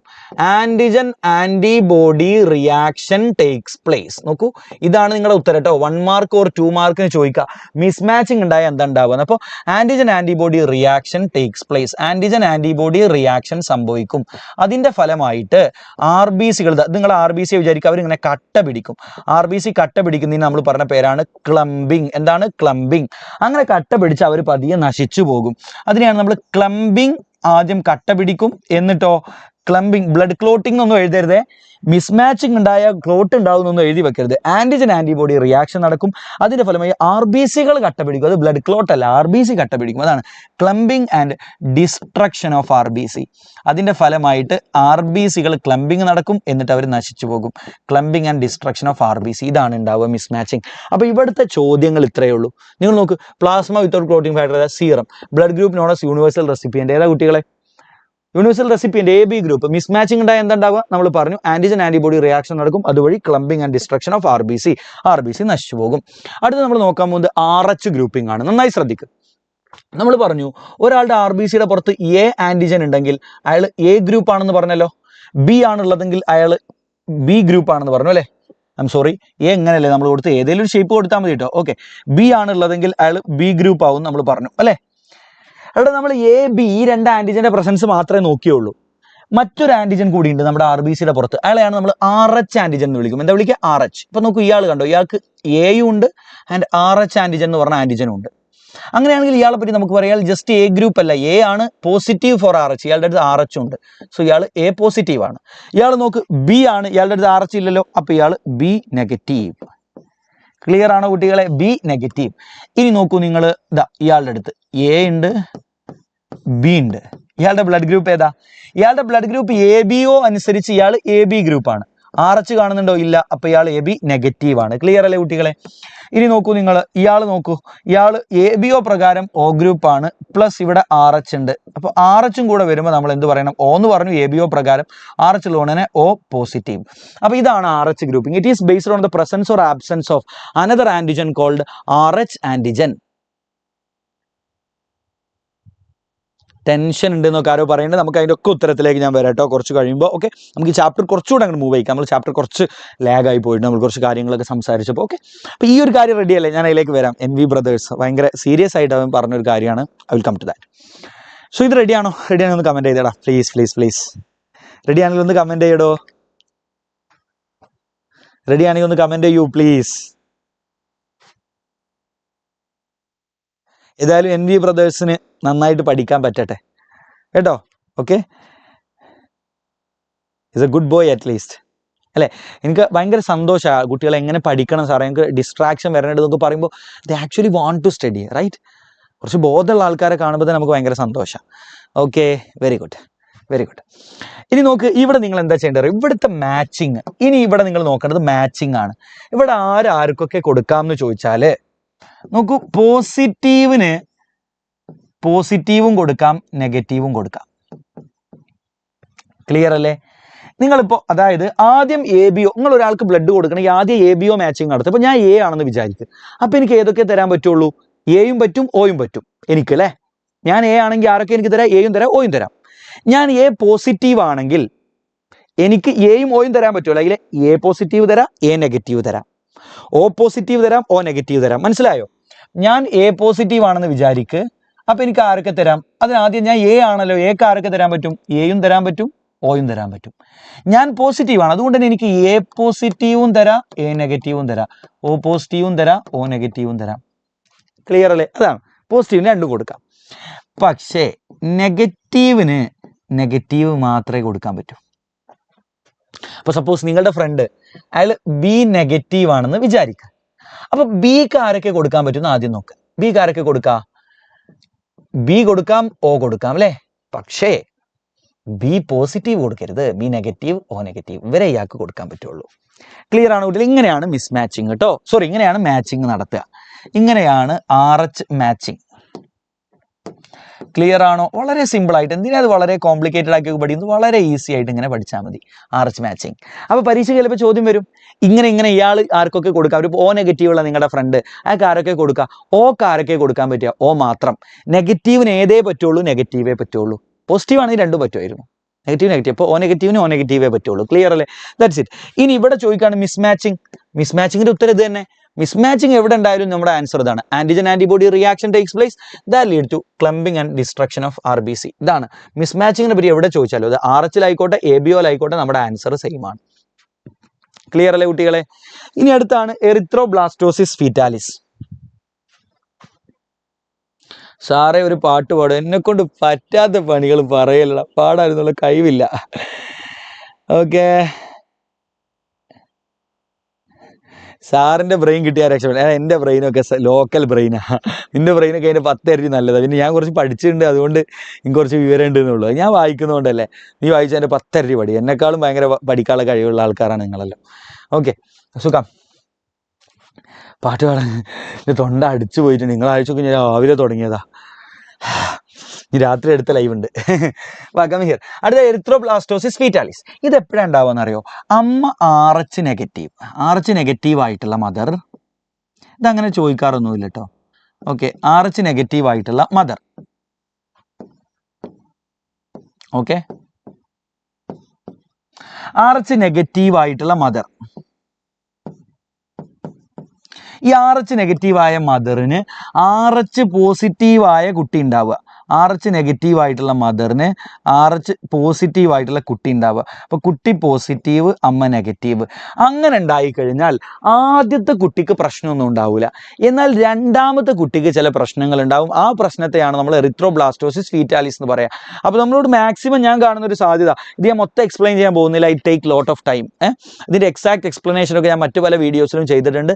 സാധാരണ ഭയങ്കര ചാൻസ് കുറവാണ് ചോദിക്കാൻ. അപ്പോൾ ഏത് കണ്ടീഷനിൽ അത് ഉണ്ടാവുക എന്ന് ചോദിച്ചാൽ, when RH negative mother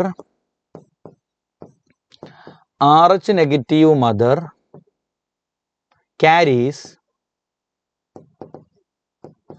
RH positive foetus എന്ന് പറഞ്ഞാൽ ഗർഭസ്ഥ ശിശു കേട്ടോ. ഫീറ്റസ് എന്ന് പറഞ്ഞാൽ എന്താ? ഗർഭസ്ഥ ശിശു. ഈ കണ്ടീഷനിലാണ് എറിത്രോബ്ലാസ്റ്റോസിസ് ഫീറ്റാലിസ് ഉണ്ടാവുക. ഇത് നമ്മളോട് ഒരു പക്ഷേ ഇത് പ്രിവെന്റ് ചെയ്യാൻ, ഈ ഒരു അവസ്ഥ ഒരു കുട്ടിക്ക് മാരകമായിട്ടുള്ള ചില ബുദ്ധിമുട്ടുകൾ ഇത് കാരണം ഉണ്ടാവും. ഓക്കെ, അപ്പോൾ അത് പ്രിവെന്റ് ചെയ്യാൻ നമ്മൾ എന്താ ചെയ്യേണ്ടത് എന്ന് ചോദിക്കും. പ്രിവെന്റ് ചെയ്യാൻ നിങ്ങൾ ചെയ്യേണ്ടത് ഇൻജെക്റ്റിംഗ്, നിങ്ങളിത് കാണാതെ നിങ്ങൾ പഠിച്ചാൽ മതി. ആന്റി-RH ആന്റിബോഡി ടു മദർ. അമ്മക്ക് ആന്റി-RH ആന്റിബോഡി ഇഞ്ചക്ഷൻ കൊടുത്താൽ മതി. അതായത് RH നെഗറ്റീവായ അമ്മ RH പോസിറ്റീവായ കുട്ടീനെ ഗർഭിണിയായി കഴിഞ്ഞാൽ ആ കുട്ടിക്ക് ചില ബുദ്ധിമുട്ടുണ്ടാവാൻ ചാൻസ് ഉണ്ട്. ആ ഒരു അവസ്ഥയാണ് നമ്മൾ എറിത്രോബ്ലാസ്റ്റോസിസ് ഫീറ്റാലിസ് എന്ന് പറയും. വിശദമായിട്ട് അതിലേക്ക് പോകുന്നില്ല. വളരെ രസകരമായ, വളരെ ഇൻട്രസ്റ്റിംഗ് ആയ കോൺസെപ്റ്റ് ആണ്, but it take our time. Okay, so we don't need that actually. അവരങ്ങനെ ഭയങ്കരമായിട്ട് ചോദിക്കാറില്ല. ഏത് കേസിലാണെന്ന് ജസ്റ്റ് ഓർത്ത് വെച്ചോ. RH negative mother, RH positive baby ഉണ്ടാകുമ്പോൾ ഇത് തടയാൻ എന്താണ് ചെയ്യാൻ പറ്റുക? തടയാൻ അമ്മക്ക് എന്ത് ഇഞ്ചക്ഷനാണ് കൊടുക്കുന്നത്? ആന്റി-RH ആന്റിബോഡി ഇഞ്ചക്ഷൻ ടു മദർ. ഇന്ന് വരെ ചോദിച്ചിട്ടില്ല കേട്ടോ. ഇനി ഇൻ കേസ് ചോദിച്ചാലോചിട്ടാണ് ഞാൻ ഇത് പറയുന്നത്. ആന്റി-RH ആന്റിബോഡി ഇഞ്ചക്ഷൻ മദറിന് കൊടുക്കുക. ഇത്രയും പഠിച്ചില്ലേ? ഇത്രയും റെഡിയാണോ? പ്ലീസ് ഡാ ഒന്ന് കമന്റ് ചെയ്യടാ. പ്ലീസ് ഒന്ന് കമന്റ് ചെയ്യ്. ഇത് റെഡിയാണോ? ജസ്റ്റ് ഇത്ര മതി. വേഗം പ്ലീസ്. ബ്ലഡ് തീർന്നു. അടുത്ത ഭാഗത്തേക്ക് പോവാണ്. ഇനി കഴിഞ്ഞാൽ ലിംഫ്, ഹാർട്ട്, അത്രയേ ഉള്ളൂ. ഓക്കെ, ശരി. ഇനി നമ്മൾ നേരെ ബ്ലഡ് ക്ലോട്ടിങ് കഴിഞ്ഞാൽ ബ്ലഡ് തീർന്നു കേട്ടോ. ക്ലോട്ടിങ് കൂടി ഉണ്ട്. എപ്പോഴാണ് നമുക്ക് ബ്ലഡ് ക്ലോട്ട് ഉണ്ടാവുക? നമ്മുടെ നോക്കൂ, ഇതൊരു ക്ലോട്ടാണ്. നമ്മുടെ രക്തക്കുഴലിൽ ഒരു ക്ലോട്ട് ഉണ്ടാവുന്നതാണ്. നമ്മുടെ രക്തക്കുഴലിന് ഇഞ്ചുറി പറ്റി അല്ലേ? നമ്മുടെ രക്തക്കുഴലിന് ഇഞ്ചുറി പറ്റി കഴിയുമ്പോഴാണ് നമുക്ക് എന്തുണ്ടാവുക? ബ്ലഡ് ക്ലോട്ട് ഉണ്ടാവുക. അപ്പോൾ ഉദാഹരണം നോക്ക്, ഇതൊരു രക്തക്കുഴലാണ്, ഇവിടെ ഇഞ്ചുറി പറ്റി. അപ്പോൾ രക്തം പുറത്തോട്ട് ഇങ്ങനെ ഒഴുകുമല്ലോ. അപ്പോൾ ആ ഒഴുകുന്നത് തടയാനാണ് ഇവിടെ നമ്മുടെ പ്രത്യേക തരത്തിലുള്ള ബ്ലഡ് ക്ലോട്ട് രൂപപ്പെടുക. ഓക്കെ, ബ്ലഡ് ക്ലോട്ട് രൂപപ്പെടുക. So how that clot is formed? നന്നായി ശ്രദ്ധിച്ചോ. Platelet at site of injury. നമ്മുടെ ഈ ഇഞ്ചുറി ഉണ്ടല്ലോ, ഈ മുറിവ്, അതുണ്ടാകുന്ന ഭാഗത്ത് കൂടെ ആ സമയത്ത് ഒഴുകുന്ന പ്ലേറ്റ്ലെറ്റുകൾ ഉണ്ടല്ലോ. Okay, they release some factors and that is called platelet ഫാക്ടറുകൾ എന്നാണ് നമ്മൾ ആ കെമിക്കൽസിനെ വിളിക്കുക. Okay, platelet factors. നോക്കൂ, ഈ മുറിവുള്ള ഭാഗത്ത് കൂടെ ഒഴുകുന്ന പ്ലേറ്റ്ലെറ്റുകൾ ചില ഫാക്ടേഴ്സിനെ, അത് ചില ഫോസ്ഫോലിപ്പിഡ് ഗ്രൂപ്പിൽപ്പെട്ട ചില ഫാക്ടേഴ്സിനെ റിലീസ് ചെയ്യും. അല്ലെങ്കിൽ tissue at the site of injury. Injury പറ്റിയ ഭാഗത്ത്, ഇതൊക്കെ ഇവിടെയൊക്കെ സെല്ലുകളില്ലേ, ആ സെല്ലുകൾ, ക്ലിയർ അല്ലേ? Tissue at the site of injury. Okay, അവിടേക്കുള്ള സെല്ലുകൾ. Clear? Tissue at site of injury, site of injury, injury പറ്റിയ ഭാഗത്തുള്ള ടിഷ്യൂകൾ ഉണ്ടല്ലോ, ദേ സെക്രീറ്റ് സം ഫാക്ടേഴ്സ്. രണ്ടാലൊരു ടീം എന്തായാലും ഫാക്ടേഴ്സിനെ റിലീസ് ചെയ്യും. Those factors are called tissue factors. അവരെന്താ വിളിക്കുക? Tissue factors. ഈ രണ്ട് ഫാക്ടറുകളായാലും ഈ രണ്ട് ഫാക്ടറുകളും നിങ്ങളുടെ ബ്ലഡിൽ ചില കെമിക്കൽ ചേഞ്ചുകൾ ഉണ്ടാവാനും അതുവഴി ക്ലോട്ടിംഗ് ഫാക്ടറുകൾ ആക്റ്റീവ് ആകാനും കാരണമാകും. ക്ലിയർ അല്ലേ കുട്ടികളെ? So they initiate activation of clotting factors. നിങ്ങളുടെ ബ്ലഡിലെ ക്ലോട്ടിംഗ് ഫാക്ടേഴ്സ് പതിയെ, ഒരുപാട് 13ഓളം ക്ലോട്ടിംഗ് ഫാക്ടറുകളുണ്ട്, അവർക്ക് പതിയെ പതിയെ ആക്റ്റീവ് ആവാൻ തുടങ്ങും. Activation of clotting factors. പല ക്ലോട്ടിംഗ് ഫാക്ടേഴ്സും വിശദമായിട്ട് നിങ്ങൾക്ക് MBBS ഒക്കെ ഫസ്റ്റ് ഇയറിൽ ഇത് മൊത്തം പഠിക്കാണ്ട് ഒരുപാടുണ്ട്. ഭയങ്കര ഇടങ്ങറ അത് പഠിക്കാൻ. ഇതെനിക്ക് ഇഷ്ടമല്ല ഈ ബ്ലഡ് ക്ലോട്ടിങ്ങിൻ്റെ മെക്കാനിസം. MBBS പഠിക്കുമ്പോൾ ഇവിടെ എളുപ്പമാണ്. അത് ഇങ്ങനെ 1 2 3 4 എന്ന് പറഞ്ഞ നമ്പറാണ്. ഓക്കെ, MBBS എല്ലാം ബോറൊന്നുമല്ല, പക്ഷേ ഇത് ബോറിങ്ങാണ് ഈ blood clotting. So initiate activation of clotting factors. Clotting ഫാക്ടറുകൾ പതിയെ പതിയെ ആക്റ്റീവ് ആവാൻ തുടങ്ങും. അങ്ങനെ ആക്റ്റീവ് ആയാൽ അതിൻ്റെ ഫലമായിട്ട് ത്രോംബോകൈനേസ് എന്നറിയപ്പെടുന്ന ഒരു എൻസൈം കോംപ്ലക്സ് രൂപപ്പെടും, അല്ലെങ്കിൽ ത്രോംബോകൈനേസ് ഈസ് ഫോംഡ്. അങ്ങനെ ഇവർ ആക്റ്റീവ് ആയി കഴിഞ്ഞാൽ അതിൻ്റെ ഫലമായിട്ട് ത്രോംബോകൈനേസ് ഈസ് ഫോംഡ്. ആരാ ഉണ്ടാവുക? ത്രോംബോകൈനേസ് ഉണ്ടാകും. ക്ലിയർ ആണ്? ഇത്ര പഠിച്ചോ? അപ്പോൾ നോക്കൂ, സൈറ്റ് ഓഫ് ഇഞ്ചുറിയിലുള്ള പ്ലേറ്റ്ലെറ്റുകൾ they release platelet factor. Tissue at site of injury release tissue factors. ഈ രണ്ടാലൊരു team the initiate activation of clotting factors, thereby thrombokinase എന്ന് പറയുന്ന ഒരു എൻസൈം രൂപപ്പെടും. ക്ലിയർ ആണല്ലോ? സാധാരണ പരീക്ഷയ്ക്ക് ഇത് ചോദിക്കാറില്ല, ഇതിന് ശേഷമുള്ളതാ ചോദിക്കുക. ഈ ത്രോംബോകൈനേസിന്റെ പണി എന്താണെന്ന് അറിയുന്നത്? നമ്മുടെ ബ്ലഡിലുള്ള പ്രോത്രോംബിൻ എന്ന് പറയുന്ന കെമിക്കൽ ഉണ്ട്. എന്താണ് കുട്ടികളെ? പ്രോത്രോംബിൻ. ഇതൊരു പ്രോട്ടീനാണ് കേട്ടോ, കെമിക്കൽ അല്ല, ഒരു പ്രോട്ടീനാണ്. ഇയാളെ ത്രോംബിനാക്കി മാറ്റും. ഇയാൾ എന്താക്കി മാറ്റും കുട്ടികളെ? ത്രോംബിനാക്കി മാറ്റും. ക്ലിയർ അല്ലേ കുട്ടികളെ? ഓക്കെ, സോ ബൈ ആരാണ് കുട്ടികളെ? നേരത്തെ ഉണ്ടായ ത്രോംബോകൈനേസ് എന്ന് പറയുന്ന ആ enzyme. It convert prothrombin to thrombin. Clear അല്ലേ? ഇനി ത്രോംബിൻ എന്താ ചെയ്യാന്നറിയോ?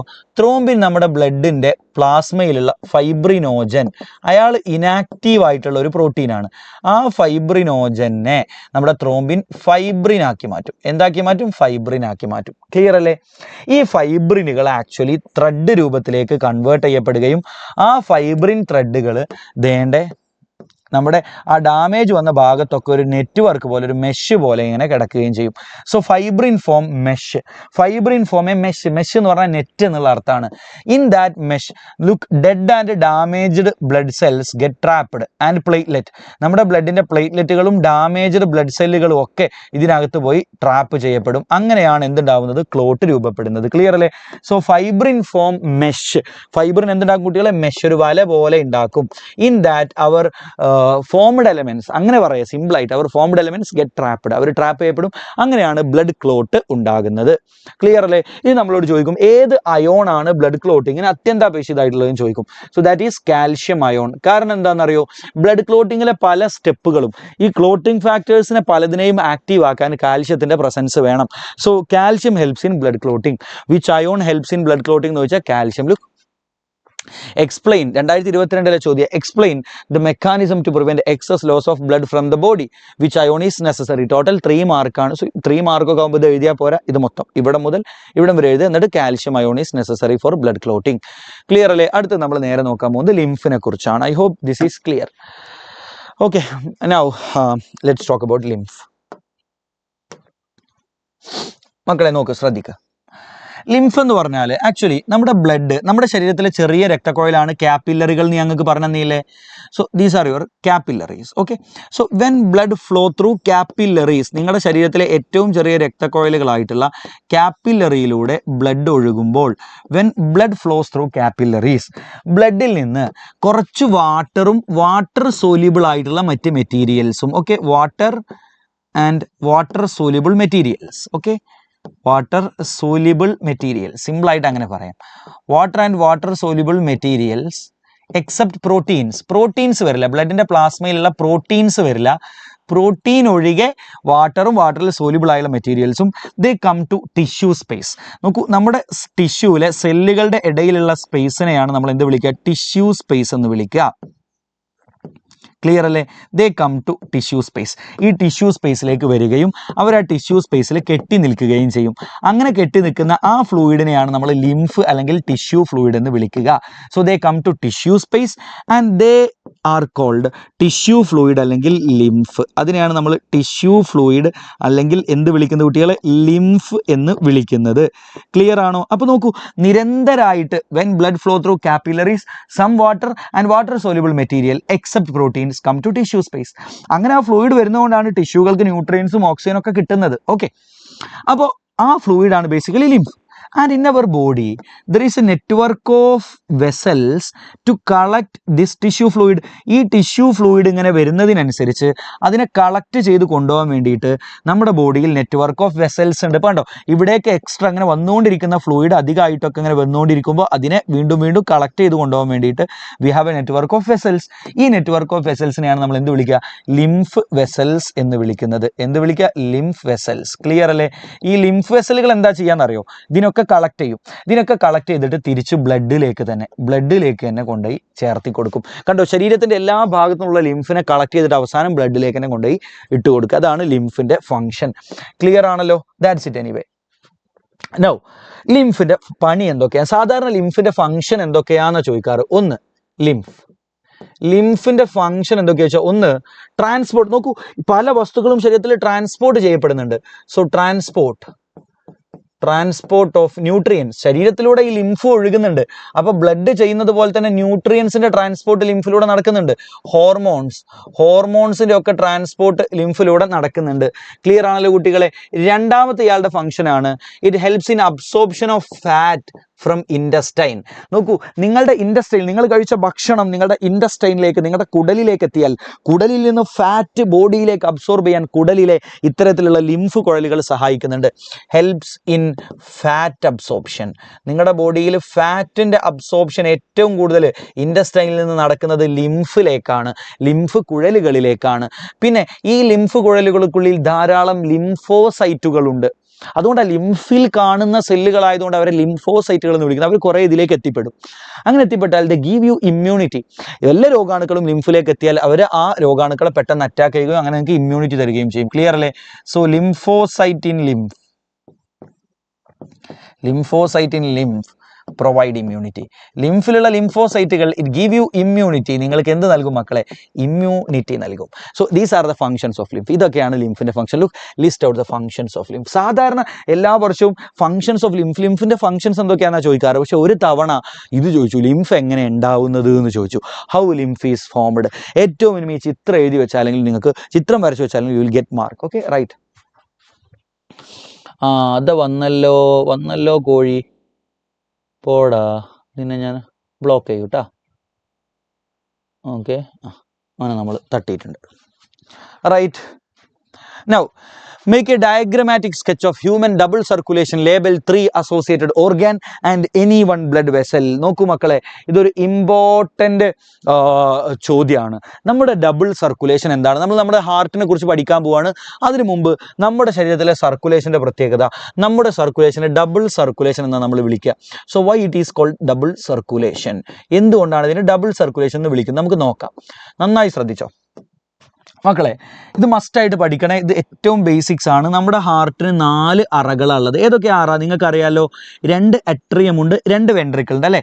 So you got 2 atria and 2 ventricles. Okay, so you got a right atrium and then left atrium, then right ventricle, then left ventricle. Clear അല്ലേ? നന്നായി ശ്രദ്ധിച്ചോ. ശരീരത്തിന്റെ എല്ലാ, ഇനി right അട്രിയത്തിന്റെയും right വെൻട്രിക്കിളിന്റെയും ഇടയിൽ ഇവിടെ വാൾവ് ഉണ്ട്. ദെൻ ലെഫ്റ്റ് അട്രിയത്തിന്റെയും ലെഫ്റ്റ് വെൻട്രിക്കിളിന്റെയും ഇടയിലും വാൾവ് ഉണ്ട്. അത് പഠിക്കാനുള്ള ഐഡിയ ഞാൻ പറഞ്ഞുതരാം. നിങ്ങൾ BPL എന്ന് ഓർത്താൽ മതി. എന്താ ഓർക്കേണ്ടത്? BPL. B means bicuspid valve, 2 ഇതളുകളുള്ള വാൾവ്. അതാണ് ഇവിടെ ഉള്ളത്, 2 ഇതളുകളുള്ള വാൾവ്. അപ്പോൾ അത് ലെഫ്റ്റ് സൈഡിലാണ്. BL കണ്ടോ, ലെഫ്റ്റ് സൈഡിലാണ്. അപ്പോൾ റൈറ്റ് സൈഡിൽ എത്ര കസ്പ് ഉണ്ടാവും? 3 കസ്പ് ഉണ്ടാവും. 3 ഇതളുകളുള്ള വാൾവാണ് എവിടെ ഉണ്ടാവുക? റൈറ്റ് സൈഡിലുണ്ട് 3 കസ്പുകളുള്ള വാൾവ്, മറ്റടുത്ത് 2 കസ്പ്. ക്ലിയർ അല്ലേ? അതാണ് ബൈകസ്പിഡ് വാൾവ്, ലെഫ്റ്റ് സൈഡ്. അപ്പോൾ ഇവിടെ ട്രൈ കസ്പിഡ് വാൾവ് ആയിരിക്കും റൈറ്റ് സൈഡിൽ. അടുത്ത P means pure blood. Pure blood means oxygenated blood. ശരീരത്തിന്റെ എല്ലാ ഭാഗങ്ങളിൽ നിന്നും ഓക്സിജനേറ്റഡ് ബ്ലഡ് റൈറ്റ് സൈഡിലേക്ക് വരിക, ലെഫ്റ്റ് സൈഡിലേക്ക് എപ്പോഴും pure blood. That means oxygenated blood ആണ് ലെഫ്റ്റ് സൈഡിലേക്ക് വരിക. അപ്പോൾ ഡീഓക്സിജനേറ്റഡ് ബ്ലഡ് റൈറ്റ് സൈഡിലേക്ക്. നോക്കൂ, പ്യുവർ ബ്ലഡ് ലെഫ്റ്റ് സൈഡിലേക്കാണെങ്കിൽ BPL, bicuspid valve pure blood left side. അപ്പോൾ ഇംപ്യൂർ ബ്ലഡ് ഡീഓക്സിജനേറ്റഡ് ബ്ലഡ് ആണ് റൈറ്റ് സൈഡിലേക്ക് വരിക. ക്ലിയർ അല്ലേ? അപ്പോൾ deoxygenated blood from body part come to right atrium. Clear അല്ലേ? So this is deoxygenated blood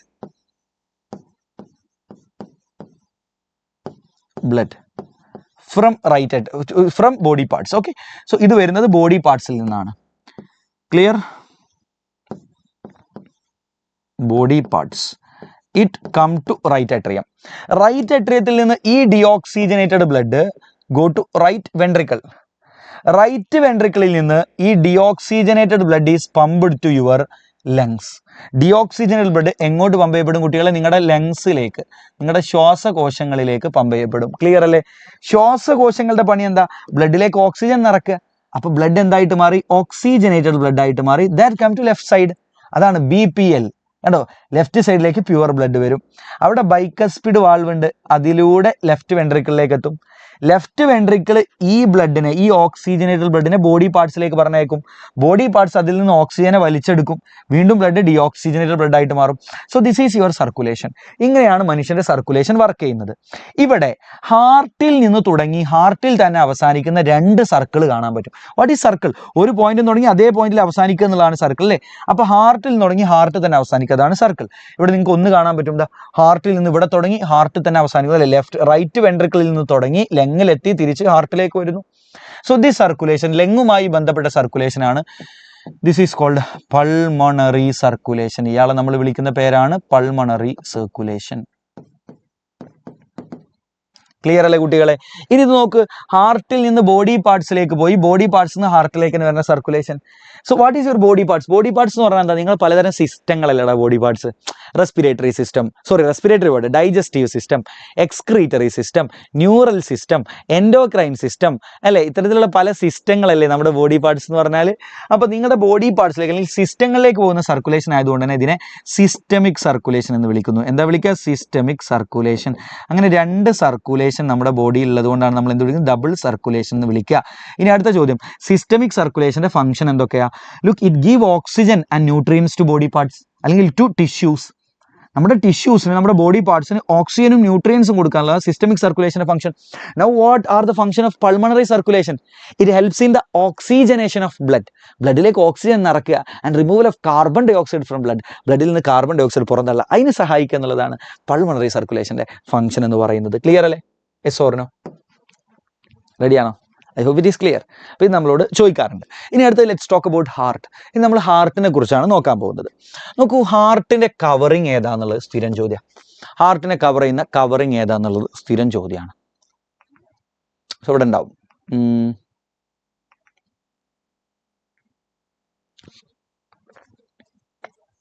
look, the double walled membrane that protect heart. നോക്കൂ, നമ്മുടെ heart അങ്ങനെ ഉണ്ടാവും. അപ്പം നമ്മുടെ ഈ ഹാർട്ടിനെ കവർ ചെയ്തുകൊണ്ട്, ഹാർട്ടിനെ പ്രൊട്ടക്ട് ചെയ്തുകൊണ്ട് 2 ലെയറുള്ള ഒരു കവറിങ് ഉണ്ട്. അത് ഇങ്ങനെയാണ്, 2 ലെയർ ഉണ്ടാവും. ഉള്ളൊരു ലെയർ, പുറത്തൊരു ലെയർ. ഈ കവറിങ്ങിന്റെ പേരാണ് കുട്ടികളെ പെരികാർഡിയം. എന്താ വിളിക്കുക? Pericardium. Okay, so what is pericardium? Double layered covering of heart is called pericardium. Clear ആണല്ലോ? ഇത് ചോദിച്ചേക്കാം 1 മാർക്ക് ചോദ്യമായിട്ട് കേട്ടോ. ഓക്കെ, അത് എപ്പോഴും ചോദിക്കാറുണ്ട്. നമുക്ക് നേരെ ഹാർട്ടിന്റെ സ്ട്രക്ചറിലേക്ക് പോകാം. ഓക്കെ, സോ നമ്മുടെ ഹാർട്ട് നോക്കിയാൽ, ഓക്കെ, ഹാർട്ടിന് 2 അട്രിയവും 2 വെൻട്രിക്കിളും ഉണ്ട് അല്ലേ? അപ്പോൾ ഒരു സിമ്പിൾ ഡയഗ്രാം ആട്ടോ ഞാൻ വരച്ചു തരുന്നത്. ഓക്കെ, വളരെ സിമ്പിൾ ആയിട്ടുള്ള ഡയഗ്രാണ്. ഓക്കെ, ഏറ്റവും സിമ്പിൾ ആയിട്ടുള്ള ഹാർട്ടിന്റെ ഡയഗ്രാണ് ഇത്. ഓക്കെ, ശ്രദ്ധിക്കുക. So you got right atrium and then left atrium അല്ലേ? ആൻഡ് ലുക്ക് ഗൈസ്, നന്നായി നോക്കടോ, തീരാൻ പോവാണ്, പേടിക്കല്ലേ. Okay, and then right ventricle, left ventricle. Clear ആണല്ലോ? ദാറ്റ്സ് ഇറ്റ്, വെരി സിമ്പിൾ അല്ലേ? ദെൻ ലുക്ക് മാൻ, ഈ ലെഫ്റ്റ് വെൻട്രിക്കിളിന്റെ വാളുണ്ടല്ലോ, റൈറ്റ് വെൻട്രിക്കിളിന്റെ വാളിനേക്കാൾ തിക്കാണ്. ഈ ചിത്രം നോക്ക്, ഈ സൈഡാ തിക്ക്. ഇവിടെ അല്ലേ ലെഫ്റ്റ് വെൻട്രിക്കിളിന്റെ വാള് റൈറ്റ് വെൻട്രിക്കിളേക്കാൾ ഭയങ്കര തിക്കാണ്. ഇത് ചിലപ്പോൾ പരീക്ഷയ്ക്ക് ചോദിക്കും. അതിന്റെ കാരണം എന്താന്നുള്ളത് പരീക്ഷയ്ക്ക് ചോദിക്കും. നിങ്ങൾ ശരിക്കും ഡബിൾ സർക്കുലേഷന്റെ ചിത്രത്തിലേക്ക് ഒന്ന് വന്നേ. റൈറ്റ് വെൻട്രിക്കിളിന്റെ പണി എന്താ? It pump blood to lungs. ഹാർട്ടിന്റെ തൊട്ട് ഇപ്പുറമുള്ള ലങ്ങിലേക്ക് ബ്ലഡിനെ പമ്പ് ചെയ്താൽ മതി. അപ്പൊ ഇതിന് ചെറിയ ഫോഴ്സ് പോരെ. എന്നാൽ ലെഫ്റ്റ് വെൻട്രിക്കിളൊക്കെ ബോഡി പാർട്സിലേക്ക് മൊത്തം പമ്പ് ചെയ്യുന്നത് ലെഫ്റ്റ് വെൻട്രിക്കിളാ. അപ്പൊ നല്ല ഫോഴ്സ് വേണം. So left ventricle has to pump blood to all body parts. For right ventricle, it need to pump blood to lungs only. It only needs to pump blood to lungs. But left ventricle need to pump blood to all body parts. So it require more force. അയാൾക്ക് more force വേണം. അതുകൊണ്ട് തന്നെ അയാളുടെ thickness വളരെ കൂടുതലായിരിക്കും. Clear ആണല്ലോ? ഇത് ചിലപ്പോൾ പരീക്ഷയ്ക്ക് ചോദിച്ചേക്കാം. ക്ലിയർ അല്ലേ മക്കളെ? ഇനി നോക്ക്, നന്നായി ശ്രദ്ധിച്ചോ. ലുക്ക്, രണ്ട് അട്രിയങ്ങളെ തമ്മിൽ സെപ്പറേറ്റ് ചെയ്യുന്ന വാളാണ് ഇയാൾ അല്ലേ? ഇയാൾ നമ്മൾ ഇന്റർ അട്രിയൽ സെപ്റ്റം എന്നാ വിളിക്കുക. അട്രിയത്തിന്റെ രണ്ട് വാളിനെയും സെപ്പറേറ്റ് ചെയ്യുന്ന വാളായതുകൊണ്ട് തന്നെ ഇതിനെ ഇന്റർ അട്രിയൽ സെപ്റ്റം എന്നാണ് നമ്മൾ വിളിക്കുക. ഇതിന് NCERT-യിൽ വളരെ വൃത്തിക്ക് ഇതെല്ലാം അവർ കാണിച്ചിട്ടുണ്ട് കേട്ടോ. ഓക്കെ, ഓരോന്നും വളരെ വൃത്തിയായിട്ട് അവർ കാണിച്ചിട്ടുണ്ട്. Then look, രണ്ട് വെൻട്രിക്കിളിനെ സെപ്പറേറ്റ് ചെയ്യുന്ന സെപ്റ്റമാണിത്. അതുകൊണ്ട് തന്നെ ഇതിനെ നമുക്ക് ഇന്റർ വെൻട്രിക്കുലാർ സെപ്റ്റം എന്ന് വിളിക്കാം. സെപ്റ്റം മീൻസ് രണ്ടുപേരെ സെപ്പറേറ്റ് ചെയ്യുന്ന ഒരു മതിൽ എന്നാണ് അർത്ഥം. So Inter ventricular septum, interatrial septum. Clear ആണല്ലോ? That's it. ഇത് നമുക്കറിയാം, റൈറ്റ് അട്രിയത്തിന്റെയും റൈറ്റ് വെൻട്രിക്കിളിന്റെയും ഇടയിലുള്ള വാൾവ്, ഈ വാൾവിന്റെ പേരെന്താ? ട്രൈകസ്പിഡ് വാൾവ് അല്ലെ? ലെഫ്റ്റ് അട്രിയത്തിന്റെയും ലെഫ്റ്റ് വെൻട്രിക്കിളിന്റെയും ഇടയിലുള്ള വാൾവ് ഏതാ കുട്ടികളെ? Bicuspid valve. അത് നമുക്ക് അറിയുന്നതാണ് അല്ലെ?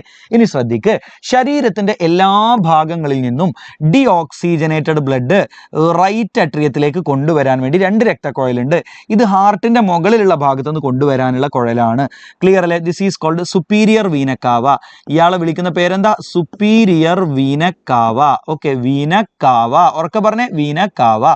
ഇനി ഹാർട്ടിന്റെ താഴെയുള്ള ഭാഗങ്ങളിൽ നിന്ന് ഡീഓക്സിജനേറ്റഡ് ബ്ലഡിനെ റൈറ്റ് അട്രിയത്തിലേക്ക് കൊണ്ടുവരാൻ താഴെ ഒരാളുണ്ട്. അയാൾ ഇങ്ങനെ വരും. എന്നിട്ട് വെൻട്രിക്കിളിന്റെ ബാക്കിലൂടെ സഞ്ചരിച്ച് ദേണ്ട ഇങ്ങനെ വന്ന് ഇവിടെ ഓപ്പൺ ചെയ്യുന്ന ഒരാൾ. ദേണ്ട ഇയാളാണ്. ഇയാൾ ഇങ്ങനെ വന്ന് ബാക്കിലൂടെ വന്നിട്ട് അവിടെ ഓപ്പൺ ചെയ്യുന്നത്. ഇയാളുടെ പേരാണ് ഇൻഫീരിയർ വീന കാവ. ഇത് ഇങ്ങോട്ടല്ല ഓപ്പൺ ചെയ്യുന്നത്, ബാക്കിലൂടെ വന്ന് റൈറ്റ് അട്രിയത്തിലേക്ക് ഓപ്പൺ ചെയ്യും. ഇയാളുടെ പേരാണ് ഇൻഫീരിയർ വീന കാവ. ക്ലിയർ അല്ലേ? ഓക്കെ, ആ പേര് NCERT വൃത്തിക്ക് പറഞ്ഞിട്ടില്ല, ഞാൻ ജസ്റ്റ് പറഞ്ഞിരുന്നു എന്ന് മാത്രം. ഇൻഫീരിയർ വീനക്കാവ, വീനക്കാവ എന്ന് മാത്രം നിങ്ങൾ ഇതിനെ പറഞ്ഞാലും മതി. ക്ലിയർ അല്ലേ? ഏതായാലും ഇതിലൂടെ ഡീഓക്സിജനേറ്റഡ് ബ്ലഡ് വന്ന് റൈറ്റ് അട്രിയത്തിലേക്ക് എത്തും. ഈ കുഴലിലൂടെയും റൈറ്റ് ഇതിലൂടെയും. അവിടെ നേരെ റൈറ്റ് വെൻട്രിക്കിളിലേക്ക് വരും. റൈറ്റ് വെൻട്രിക്കിളിൽ നിന്ന് ഈ ഡീഓക്സിജനേറ്റഡ് ബ്ലഡ് നോക്കൂ ഇങ്ങനൊരു കുഴലിലൂടെ പോകും. അയാൾ നേരെ നോക്കൂ, ശ്രദ്ധിക്ക്, നേരെ ഇങ്ങോട്ട് ഇറങ്ങിയിട്ട് അട്രിയത്തിന്റെ ബാക്കിലേക്കാണ് പോണത്. അട്രിയത്തിന്റെ ബാക്കിലേക്ക്. ഇപ്പൊ ഇത് വെൻട്രിക്കിൾ ആണെങ്കിൽ ഇതിന് അട്രിയത്തിന്റെ ബാക്കിലേക്ക് കയറി പോയിട്ട് ഇവിടെ ബാക്കിലൂടെ ഇങ്ങനെ വരും. ബാക്കിലൂടെ വന്നിട്ട് ഇവിടെ രണ്ട് ബ്രാഞ്ചുകളായിട്ട് മാറും. ഒരു ബ്രാഞ്ച് റൈറ്റ് ലെങ്ങിലേക്ക്, മറ്റേ ബ്രാഞ്ച് ലെഫ്റ്റ് ലെങ്ങിലേക്ക്. ഡീഓക്സിജനേറ്റഡ് ബ്ലഡിനെ കൊണ്ടുപോകാനുള്ള കുഴലാണ് ഇയാള്. കണ്ടോ, ഇതിങ്ങനെ വന്ന് ഇതിലൂടെ ഇങ്ങോട്ടും ഇങ്ങോട്ടും പോകുന്നു. ക്ലിയർ അല്ലേ? ഓക്കെ, ഇയാൾ നമ്മൾ വിളിക്കുന്ന പേരാണ് പൾമണറി ആർട്ടറി. എന്താ വിളിക്കുക മക്കളെ? ഉറക്കെ പറഞ്ഞേ, പൾമണറി ആർട്ടറി. ഇതൊക്കെ NCERT-യിൽ വളരെ വൃത്തിയായിട്ട് മാർക്ക് ചെയ്തിട്ടുണ്ട് കേട്ടോ. Pulmonary artery. ആർട്ടറി എന്ന് പറഞ്ഞാൽ എന്താ? ഹാർട്ടിൽ നിന്ന് ബ്ലഡിനെ പുറത്തോട്ട് പമ്പ് ചെയ്യുന്ന രക്തക്കുഴലുകളെയാണ് നമ്മൾ എന്ത് വിളിക്കുക? ആർട്ടറി എന്ന് വിളിക്കുക. And this is your pulmonary artery. ഇത് ബാക്കിലൂടെയാണ് ഇങ്ങനെ വരിക. ക്ലിയർ അല്ലേ? ഏതായാലും പൾമണറി ആർട്ടറികളിലൂടെ രണ്ട് ലെങ്ങിലേക്കും ബ്ലഡ് എത്തും. ഡീഓക്സിജനേറ്റഡ് ബ്ലഡ് എത്തും. ആ ബ്ലഡിന് ലെങ്ങിൽ വെച്ച് ഓക്സിജനേഷൻ നടക്കും. അപ്പൊ ഇവിടെ നിങ്ങളുടെ റൈറ്റ് ലെങ് ഉണ്ടാകും, ഇവിടെ ലെഫ്റ്റ് ലെങ് ഉണ്ടാകും. ഇത് റൈറ്റ് സൈഡ് അല്ലേ? റൈറ്റ് ലെങ്ങിലേക്ക് ഈ ബ്ലഡ് എത്തി ആ ബ്ലഡിന് ഓക്സിജനേഷൻ നടക്കും. അതിന്റെ ഫലമായി ഓക്സിജനേഷൻ നടന്ന ബ്ലഡിനെ എങ്ങോട്ടാ കൊണ്ടുവരേണ്ടത്? ലെഫ്റ്റ് അട്രിയത്തിലേക്കല്ലേ? ഓക്സിജനേറ്റഡ് ബ്ലഡ് വരുന്നത് ലെഫ്റ്റ് അട്രിയത്തിലേക്ക് അല്ലേ? അപ്പൊ ലെഫ്റ്റ് അട്രിയത്തിലേക്ക് ഓക്സിജനേറ്റഡ് ബ്ലഡ് എങ്ങനെ വരിക എന്ന് അറിയാം. ഇവിടുന്ന് രണ്ട് രക്തക്കുഴലുകൾ വഴിയാണ് വരിക. അതിലൂടെ വന്ന് ദേണ്ട ഇവിടെ ഇങ്ങോട്ട് ഓപ്പൺ ചെയ്യും. ഇതെവിടുന്ന? From right side. ഇതിലൂടെ വന്നിട്ട് ശ്രദ്ധിക്ക്, ഇങ്ങനെ വന്ന് ഇതിന്റെ ബാക്കിലൂടെ പോകും. റൈറ്റ് അട്രിയത്തിന്റെ ബാക്കിലൂടെ പോയിട്ട് ലെഫ്റ്റ് അട്രിയത്തിലേക്ക് ഓപ്പൺ ചെയ്യും. നിങ്ങൾ ഈ ഒരു പിക്ചർ ഇത് മാർക്ക് ചെയ്യാൻ വേണ്ടി ഒരു തവണ ചോദിച്ചിട്ടുള്ളൂ, എന്നാലും ഇവിടെ കാണാം രണ്ട് കുഴൽ. കണ്ടോ?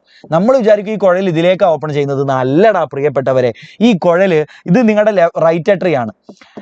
ഇത് ഈ രണ്ട് കോയിൽ ഇതിന്റെ ബാക്കിലൂടെ പോയി ലെഫ്റ്റ് അട്രിയത്തിലേക്ക്, അതെ ലെഫ്റ്റ് അട്രിയ ഇവിടെ ഉണ്ട്, ലെഫ്റ്റ് അട്രിയത്തിലേക്കാണ് ഓപ്പൺ ചെയ്യുന്നത് കേട്ടോ. നമുക്ക് ഇതിലേക്ക് ചെയ്യുന്ന പോലെ തോന്നും, അങ്ങനെയല്ല, ഇതിന്റെ ബാക്കിലൂടെ ഇങ്ങോട്ട് ഓപ്പൺ ചെയ്യും. ക്ലിയർ അല്ലേ? ഓക്കെ, അവർ മാർക്ക് ചെയ്തിട്ടുണ്ട് അതെല്ലാം അവർ അടിപൊളിയായിട്ട് മാർക്ക് ചെയ്തിട്ടുണ്ട്. ഓക്കെ, പക്ഷെ ആ ചിത്രം കാണുമ്പോൾ നമ്മൾ തെറ്റിദ്ധരിക്കും. ഇനി ഇവിടെ നിങ്ങളുടെ ലെഫ്റ്റ് ലെങ് ഉണ്ട്, അവിടെ നിന്നും ഇതുപോലെ ഡീഓക്സിജനേറ്റഡ് ബ്ലഡ് അങ്ങോട്ടേക്ക് ഇതിലൂടെ എത്തുകയും ആ ബ്ലഡ് ഓക്സിജനേറ്റഡ് ആയി തിരിച്ചു കൊണ്ടുവരികയും ചെയ്യുന്ന കുഴലുകളാണ് ഇവർ. ഓക്കെ, ക്ലിയർ അല്ലടാ? ഓക്കെ, ഏതായാലും ഇതിലൂടെ ഓക്സിജനേറ്റഡ് ബ്ലഡ് എങ്ങോട്ടേക്ക് വരുന്നു? ലെങ്ങിലേക്ക് വരുന്നു, സോറി ലെഫ്റ്റ് അട്രിയത്തിലേക്ക് വരുന്നു. ഈ രക്തക്കുഴലിനെ നമ്മൾ പൾമണറി വെയിൻ എന്നാണ് വിളിക്കുക. എന്താ വിളിക്കുക? Pulmonary vein. ക്ലിയർ അല്ലേ? അപ്പൊ പൾമണറി ആർട്ടറി എന്താന്ന് പഠിച്ചു, പൾമണറി വെയിൻ. പൾമണറി വെയിൻ തിരിച്ച് ബ്ലഡിനെ കൊണ്ടുവരുന്നവരാണ് പൾമണറി വെയിൻസ്. ഒരുപാട് പൾമണറി വെയിൻസ് ഉണ്ട് അല്ലേ, ഒരു സൈഡിൽ നിന്ന് 2 ഇവിടുന്ന് 2. ഏതായാലും ഇപ്പോൾ പൾമണറി ആർട്ടറി കണ്ടു, പൾമണറി വെയിൻ കണ്ടു. ഏതായാലും ഇതിലൂടെ വരുന്ന ഈ ഓക്സിജനേറ്റഡ് ബ്ലഡ് ലെഫ്റ്റ് വെൻട്രിക്കിളിലേക്ക് എത്തും. ലെഫ്റ്റ് വെൻട്രിക്കിളിലേക്ക് എത്തുന്ന ഈ ഓക്സിജനേറ്റഡ് ബ്ലഡിനെ ബോഡിയിലെ മുഴുവൻ ഭാഗത്തേക്കും പമ്പ് ചെയ്യാൻ വലിയൊരു രക്തക്കുഴലുണ്ട്. ഇയാൾ ഇവിടുന്ന് ഇങ്ങനെ തുടങ്ങി അട്രിയത്തിന്റെ ബാക്കിലൂടെ സഞ്ചരിച്ച് ദേണ്ട ഇങ്ങനെ വന്ന് നിൽക്കും, വലിയൊരു രക്തക്കുഴൽ. ഇയാളെയാണ് നമ്മൾ എന്ത് വിളിക്കുക? അയോട്ട എന്ന് വിളിക്കുക. ഇയാൾ എന്താ വിളിക്കുക? അയോട്ട. നിങ്ങളുടെ ശരീരത്തിലെ ഏറ്റവും വലിയ രക്തക്കുഴലാണ് ആര്? അയോട്ട. അപ്പോൾ ഇത് മാർക്ക് ചെയ്യാൻ വേണ്ടിയിട്ട് ഒരു പക്ഷേ പരീക്ഷയ്ക്ക് ചോദിക്കും. പക്ഷെ അത് വളരെ റെയർ ആയിട്ടുള്ള ചോദ്യമാണ്. എങ്ങനെ സാധാരണഗതിയിൽ ഭയങ്കരമായിട്ട് ചോദിച്ച് കണ്ടിട്ടില്ല. വളരെ റെയർ ആയിട്ട് ഇത് ഓരോന്നും മാർക്ക് ചെയ്യാൻ വേണ്ടി ചോദിച്ചേക്കാം. ഇനി ഒറ്റ കാര്യം കൂടിയുണ്ട്. നിങ്ങളുടെ ഈ വാൾവുകൾ ഉണ്ടല്ലോ, ബൈക്കസ്പിഡ് വാൾവ്, ട്രൈക്കസ്പിഡ് വാൾവ് അല്ലേ, എടാ ഈ വാൾവുകളുടെ ഈ കസ്പുകളെ, ഇതളുകളെ താഴെയുള്ള വെൻട്രിക്കിളിൻ്റെ വാളിലേക്ക് പിടിച്ചു കെട്ടാൻ സഹായിക്കുന്ന ചില നാരുകളുണ്ട്. ആ നാരുകളെ നമ്മൾ കോർഡ ടെൻഡിന എന്താണ് വിളിക്കുക കേട്ടോ? എന്താ വിളിക്കുക? കോർഡ അല്ലെങ്കിൽ കോർഡേ ടെൻഡിനെ. കോർഡ ടെൻഡിനെ എന്നും പറയാം, കോർഡേ ടെൻഡിനെ എന്നും പറയാം. Both are same. ക്ലിയർലെ കുട്ടികളെ, ചില നാരുകളുടെ സഹായത്തോടെ. ഇത് മാർക്ക് ചെയ്യാൻ വേണ്ടിയിട്ട് ഇതങ്ങനെ ചോദിക്കൂല, നിങ്ങളുടെ സമയം കൺസ്യൂം ചെയ്യുന്നൊരു പരിപാടിയാണ് കേട്ടോ. കോർഡേ ടെൻഡിനെ അവർ മാർക്ക് ചെയ്തിട്ടുണ്ട്, റൈറ്റ് വെൻട്രിക്കിൾ മാർക്ക് ചെയ്തിട്ടുണ്ട്, ദെൻ ലുക്ക് റൈറ്റ് അട്രിയം ഇവിടെ മാർക്ക് ചെയ്തിട്ടുണ്ട്. നിങ്ങൾ ജസ്റ്റ് നോക്കിയാൽ മതി. വീനക്കാവ അവർ മാർക്ക് ചെയ്തിട്ടുണ്ട്. പൾമണറി ആർട്ടറി 2 സൈഡിലേക്കും കൊണ്ടുപോകുന്ന പൾമണറി ആർട്ടറി മാർക്ക് ചെയ്തിട്ടുണ്ട്. പൾമണറി വെയിൻ മാർക്ക് ചെയ്തിട്ടുണ്ട്. ക്ലിയർ അല്ലേ? ഇന്റർ വെൻട്രിക്കുലാർ സെപ്റ്റം മാർക്ക് ചെയ്തിട്ടുണ്ട്. ക്ലിയർ ആണല്ലോ മക്കളെ? I hope it is clear. ഇനി നമ്മൾ നോക്കാൻ പോകുന്നത് സാധാരണ ഇതൊന്നും അല്ല ചോദിക്കുക. സാധാരണ നമ്മളോട് ഹാർട്ടുമായി ബന്ധപ്പെട്ട് ചോദിക്കല് എപ്പോഴും നോഡൽ ടിഷ്യൂവിനെ കുറിച്ചാണ്. എന്താണ് കുട്ടികളെ? Nodal tissue. ഇതാണ് സാധാരണഗതിയിൽ നമ്മളോട് എപ്പോഴും ചോദിക്കുന്ന കാര്യം. എന്താണ് നോഡൽ ടിഷ്യൂ? നോഡൽ ടിഷ്യൂ എന്ന് പറഞ്ഞാൽ it's A special cardiac muscle tissue. ഒരു പ്രത്യേക തരത്തിലുള്ള കാർഡിയാക് മസിൽ ടിഷ്യൂ ആണ് nodal tissue. Special cardiac muscle tissue ആണ് നോഡൽ ടിഷ്യൂ. ഇയാളുടെ പ്രത്യേകത, ഇയാൾക്ക് പുറമെ നിന്ന് ഒരു സിഗ്നലും ഇല്ലാതെ തന്നെ സ്വന്തമായിട്ട് ഇങ്ങനെ സിഗ്നൽ ആക്ഷൻ പൊട്ടൻഷ്യൽ ഉണ്ടാക്കാൻ, നമ്മുടെ തലച്ചോറിൽ നിന്ന് ആക്ഷൻ പൊട്ടൻഷ്യൽ വരുന്നതുകൊണ്ടാണ് എൻ്റെ മസിലൊക്കെ പ്രവർത്തിക്കുന്നത്. അത്തരത്തിൽ ഹാർട്ടിലെ മസിലുകൾ പ്രവർത്തിക്കാൻ വേണ്ടിയിട്ടുള്ള ആക്ഷൻ പൊട്ടൻഷ്യൽ ഉണ്ടാക്കുന്നത് തലച്ചോറല്ല. സാധാരണ ഏത് അവയവത്തിലേക്കും ആക്ഷൻ പൊട്ടൻഷ്യൽ, ആ അവയവം പ്രവർത്തിക്കാൻ, ആ മസിൽ പ്രവർത്തിക്കാനുള്ള ആക്ഷൻ പൊട്ടൻഷ്യൽ തലച്ചോറാണ് ഉണ്ടാക്കുക. എന്നാൽ നമ്മുടെ ഹാർട്ടിലെ മസിലുകൾ പ്രവർത്തിക്കാനുള്ള ആക്ഷൻ പൊട്ടൻഷ്യൽ ഉണ്ടാക്കുന്നത് ഹാർട്ടിൽ തന്നെയുള്ള ഒരു സ്പെഷ്യൽ കാർഡിയാക് മസിൽ ടിഷ്യൂ ആയിട്ടുള്ള, ഒരു പ്രത്യേക കാർഡിയാക് മസിൽ ആയിട്ടുള്ള നോഡൽ ടിഷ്യൂ ആണ്. ക്ലിയർ അല്ലേ കുട്ടികളെ? It produce action potential. Action potential. ഇയാൾ ആക്ഷൻ പൊട്ടൻഷ്യൽ ഉണ്ടാക്കും. And this action potential look without any external stimulus, പുറമേ നിന്ന് ഒരാളുടെയും പുറമേ നിന്നുള്ള നിർദ്ദേശം ഇല്ലാതെ സ്വയം ഉണ്ടാക്കും. വിത്തൗട്ട് എനി എക്സ്റ്റേണൽ സ്റ്റിമുലസ്, പുറമേ നിന്നുള്ള ഒരു സ്റ്റിമുലസും, ഒരു തരത്തിലുള്ള ഒരു സ്റ്റിമുലേഷനും അയാൾക്ക് ആവശ്യമില്ല. ക്ലിയർ അല്ലേ കുട്ടികളെ? അതുകൊണ്ട് തന്നെ ഇയാളെ പറ്റി ഇയാൾ ഓട്ടോ എക്സൈറ്റബിൾ ആണെന്ന് പറയും. ഇയാൾ നമ്മൾ എന്താ പറയുക? ഇയാൾ ഓട്ടോ എക്സൈറ്റബിൾ ആണെന്ന് പറയും. അതായത് പുറമേ നിന്ന് ഒരു സിഗ്നൽ, ഒരു തരത്തിലുള്ള നിർദ്ദേശവും ഇല്ലാതെ സ്വയം ഇയാൾ ആക്ഷൻ പൊട്ടൻഷ്യൽ ഉണ്ടാക്കുന്നതുകൊണ്ട് തന്നെ ഇയാൾ എന്താണ് കുട്ടികളെ? ഇയാൾ നമ്മൾ ഓട്ടോ എക്സൈറ്റബിൾ ആണെന്ന് പറയും. ക്ലിയർ അല്ലേ? ഇനി ഇയാൾ ഉണ്ടാക്കുന്ന ആക്ഷൻ പൊട്ടൻഷ്യൽ കാരണമാണ് ഹാർട്ട് പ്രവർത്തിക്കുന്നത്. ഈ നോഡൽ ടിഷ്യൂ ഉണ്ടാക്കുന്ന ആക്ഷൻ പൊട്ടൻഷ്യൽ കാരണമാണ് ഹാർട്ട് പ്രവർത്തിക്കുന്നത്. അതുകൊണ്ട് തന്നെ നോക്കൂ, നമ്മുടെ ഹാർട്ടിനെ പറ്റി, നമ്മുടെ ഹാർട്ട് മയോജനിക് ഹാർട്ടാണെന്ന് പറയും. എന്തുകൊണ്ടാണ് നമ്മുടെ ഹാർട്ടിനെ മയോജനിക് എന്ന് പറയുന്നത്? Because heart is working due to signals produced by nodal tissue. അല്ലെങ്കിൽ the signals produced by nodal tissue is responsible for contractile activity of heart, അല്ലെങ്കിൽ റെഗുലർ ഫംഗ്ഷനിങ് ഓഫ് ഹാർട്ട്. ഹാർട്ടിന്റെ ഫംഗ്ഷന്റെ കാരണം നോഡൽ ടിഷ്യൂ ഉണ്ടാക്കുന്ന സിഗ്നലാണ്, തലച്ചോറിലെ സിഗ്നൽ അല്ല. അതുകൊണ്ട് തന്നെ അവർ ഹാർട്ട് ഈസ് മയോജനിക്. അപ്പൊ സ്ഥിരമായിട്ട് ചോദിക്കുന്ന മറ്റൊരു ചോദ്യമാണ്, why our heart is called myogenic heart? എന്തുകൊണ്ടാണ് നമ്മുടെ ഹാർട്ടിനെ മയോജനിക് എന്ന് വിളിക്കുന്നത്? കാരണം നമ്മുടെ ഹാർട്ട് ന്യൂറോജനിക് അല്ല. ന്യൂറോണിലൂടെ, നെർവുകളിലൂടെ സിഗ്നൽ വരേണ്ട കാര്യമില്ല. The normal functioning of heart is regulated by nodal tissue. അത്ര പറഞ്ഞാൽ മതി. Why our heart is called myogenic എന്നുള്ള ചോദ്യത്തിന്റെ ഉത്തരം the normal functioning of heart is regulated by nodal tissue. അത് തന്നെ ആൻസർ ആയി. So that's why our heart is myogenic. Clear ആണല്ലോ? എന്തുകൊണ്ടാണ് ഹാർട്ട് മയോജനിക് എന്ന് വെച്ചാൽ നോഡൽ ടിഷ്യൂ ഉണ്ടാക്കുന്ന സിഗ്നലാണ് നമ്മുടെ ഹാർട്ടിന്റെ നോർമൽ ഫംഗ്ഷനിങ്ങിന്റെ കാരണം. നോഡൽ ടിഷ്യൂ എന്താ? It's A special cardiac muscle and it is auto excitable. That is it can generate action potential without any external stimulus. പുറമേ നിന്നുള്ള ഒരു സ്റ്റിമുലേഷനും ഇല്ലാതെ തന്നെ അയാൾ ആക്ഷൻ പൊട്ടൻഷ്യൽ ഉണ്ടാക്കും. ഇനി നമ്മളോട് ചോദിക്കുന്ന അടുത്ത ചോദ്യമാണ്, നോഡൽ ടിഷ്യൂവിനെ എങ്ങനെയാണ് നമ്മുടെ ഹാർട്ടിൽ അറേഞ്ച് ചെയ്ത് വെച്ചിട്ടുള്ളത്? നോക്കൂ, you can see a patch of nodal tissue in the upper right corner of right atrium. ഇത് റൈറ്റ് സൈഡും ഇത് ലെഫ്റ്റ് സൈഡും അല്ലേ. റൈറ്റ് അട്രിയത്തിന്റെ അപ്പർ റൈറ്റ് കോർണറിൽ ഒരു പാച്ച് ഓഫ് നോഡൽ ടിഷ്യൂ കാണാൻ പറ്റും. And this is called SA node. അതിനെ നമ്മൾ വിളിക്കുന്ന പേരാണ് SA node. Another patch of nodal tissue can be seen in the lower left corner of right atrium. Right അട്രിയത്തിന്റെ lower left കോർണറിൽ മറ്റൊരു patch കാണാൻ പറ്റും. This is called AV node. ഇയാളെ നമ്മൾ വിളിക്കുന്ന പേരാണ് AV നോഡ്. ക്ലിയർ അല്ലേ? Another look guys, 1 second. So this is called anyway this is called AV node. Clear അല്ലേ കുട്ടികളെ? ഓക്കെ, ഇനി അടുത്ത് നോക്കൂ മക്കളെ, നന്നായി ശ്രദ്ധിക്ക്. A bundle of nodal tissue come here. ഈ AV നോഡിൽ നിന്ന് ഒരു ബണ്ടിൽ ഓഫ് നോഡൽ ടിഷ്യൂ, ഒരു ബണ്ടിൽ ഇങ്ങനെ വരുന്നുണ്ട്. ഈ ഒരു ഭാഗത്ത് നമ്മൾ വിളിക്കുന്ന പേരാണ് AV ബണ്ടിൽ അല്ലെങ്കിൽ ബണ്ടിൽ ഓഫ് ഹിസ് എന്ന് വിളിക്കും കേട്ടോ. AV ബണ്ടിൽ അല്ലെങ്കിൽ bundle of His. This is called AV bundle. എന്താ വിളിക്കുക? AV bundle, or you can call it as bundle of His. രണ്ടും NCERT ഈ പേര് ഇങ്ങനെ തന്നെ പറഞ്ഞിട്ടുണ്ട്. ബണ്ടിൽ ഓഫ് ഹിസ് എന്ന് അവർ മാർക്ക് ചെയ്ത് കാണിച്ചിട്ടുണ്ട്. ബണ്ടിൽ ഓഫ് ഹിസ്. ദെൻ ഈ AV ബണ്ടിൽ നിന്ന് 2 ബ്രാഞ്ചുകൾ വരും. ആ ബ്രാഞ്ചുകളെയാണ് നമ്മൾ പർക്കിൻജെ ഫൈബേഴ്സ് എന്ന് വിളിക്കുക. ഈ ബ്രാഞ്ചുകളെയാണ് നമ്മൾ ബണ്ടിൽ ബ്രാഞ്ചുകൾ എന്ന് വിളിക്കുക കേട്ടോ. ഒന്ന് റൈറ്റ് സൈഡിലേക്കും ഒന്ന് ലെഫ്റ്റ് സൈഡിലേക്കും. So this can be called as right bundle branch. Right സൈഡിലായതുകൊണ്ട്. And this is left bundle branch, left സൈഡിൽ ആയതുകൊണ്ട്. ക്ലിയർ ആണല്ലോ? ഇനി അടുത്തത് നോക്കൂ. ഈ 2 ബ്രാഞ്ചുകളിൽ നിന്ന് ഒരുപാട് മൈന്യൂട്ട് ആയിട്ടുള്ള മൈക്രോ ഫൈബേഴ്സ് 2 വെൻട്രിക്കിളുടെയും വാൾസിൽ കാണാൻ പറ്റും. ആൻഡ് ദീസ് ആർ കോൾഡ്, ഇതിനെ നമ്മൾ വിളിക്കുന്ന പേരാണ് കുട്ടികളെ പർക്കിൻജെ ഫൈബേഴ്സ്. ഇതിനെ നമ്മൾ വിളിക്കുന്ന പേരാണ് പർക്കിൻജെ ഫൈബേഴ്സ് കേട്ടോ. പർക്കിൻജെ ഫൈബേഴ്സ് എന്നാണ് ഇതിനെ നമ്മൾ വിളിക്കുക. ക്ലിയർ അല്ലേ കുട്ടികളെ? അപ്പോൾ ഈ ഒരു അറേഞ്ച്മെന്റ് നമ്മളോട് സ്ഥിരമായിട്ട് ചോദിക്കും. SA node, AV node, AV bundle അല്ലെങ്കിൽ ബണ്ടിൽ ഓഫ് ഹിസ്, പിന്നെ right and left bundle branch, Purkinje fibres. ഇങ്ങനെയാണ് ഇവരുടെ അറേഞ്ച്മെന്റ്. നന്നായി ശ്രദ്ധിക്കുക. എടാ, നോഡൽ ടിഷ്യൂവിന്റെ എല്ലാ ഭാഗങ്ങൾക്കും സ്വന്തമായിട്ട് ആക്ഷൻ പൊട്ടൻഷ്യൽ ഉണ്ടാക്കാൻ പറ്റും. പക്ഷെ maximum number of action potential ഉണ്ടാക്കുന്ന ആള് SA നോഡാണ്. Look, SA node produce maximum number of action potential. Maximum number of action potential ഉണ്ടാക്കുന്ന ആളാരാണ്? SA node ആണ്. That is around 70 to 75 per minute. ഒരു മിനിറ്റിൽ 70 മുതൽ 75 ആക്ഷൻ പൊട്ടൻഷ്യൽ ഇയാൾ ഉണ്ടാക്കും. അതുകൊണ്ട് തന്നെ it is called pacemaker of heart. അതുകൊണ്ട് തന്നെ ഇയാളെ നമ്മൾ ഹാർട്ടിന്റെ പേസ് മേക്കർ എന്നാണ് വിളിക്കുക. That's why it is called pacemaker of heart. Clear അല്ലേ? Why SA node is called pacemaker എന്ന് വെച്ചാൽ പറയാം, it produce maximum number of action potential. That's why it is called pacemaker of heart. Clear ആണല്ലോ? ഇനി SA node ഉണ്ടാക്കുന്ന ആ സിഗ്നലാണ് ഇതിലൂടെ ഒക്കെ ട്രാൻസ്മിറ്റ് ചെയ്യപ്പെടുക. അപ്പോൾ ട്രാൻസ്മിറ്റ് ചെയ്യുന്ന ഓർഡർ ചോദിച്ചാൽ നല്ല സുഖമാണ്. നമ്മളിപ്പോൾ എഴുതിയ അതേ സാധനം,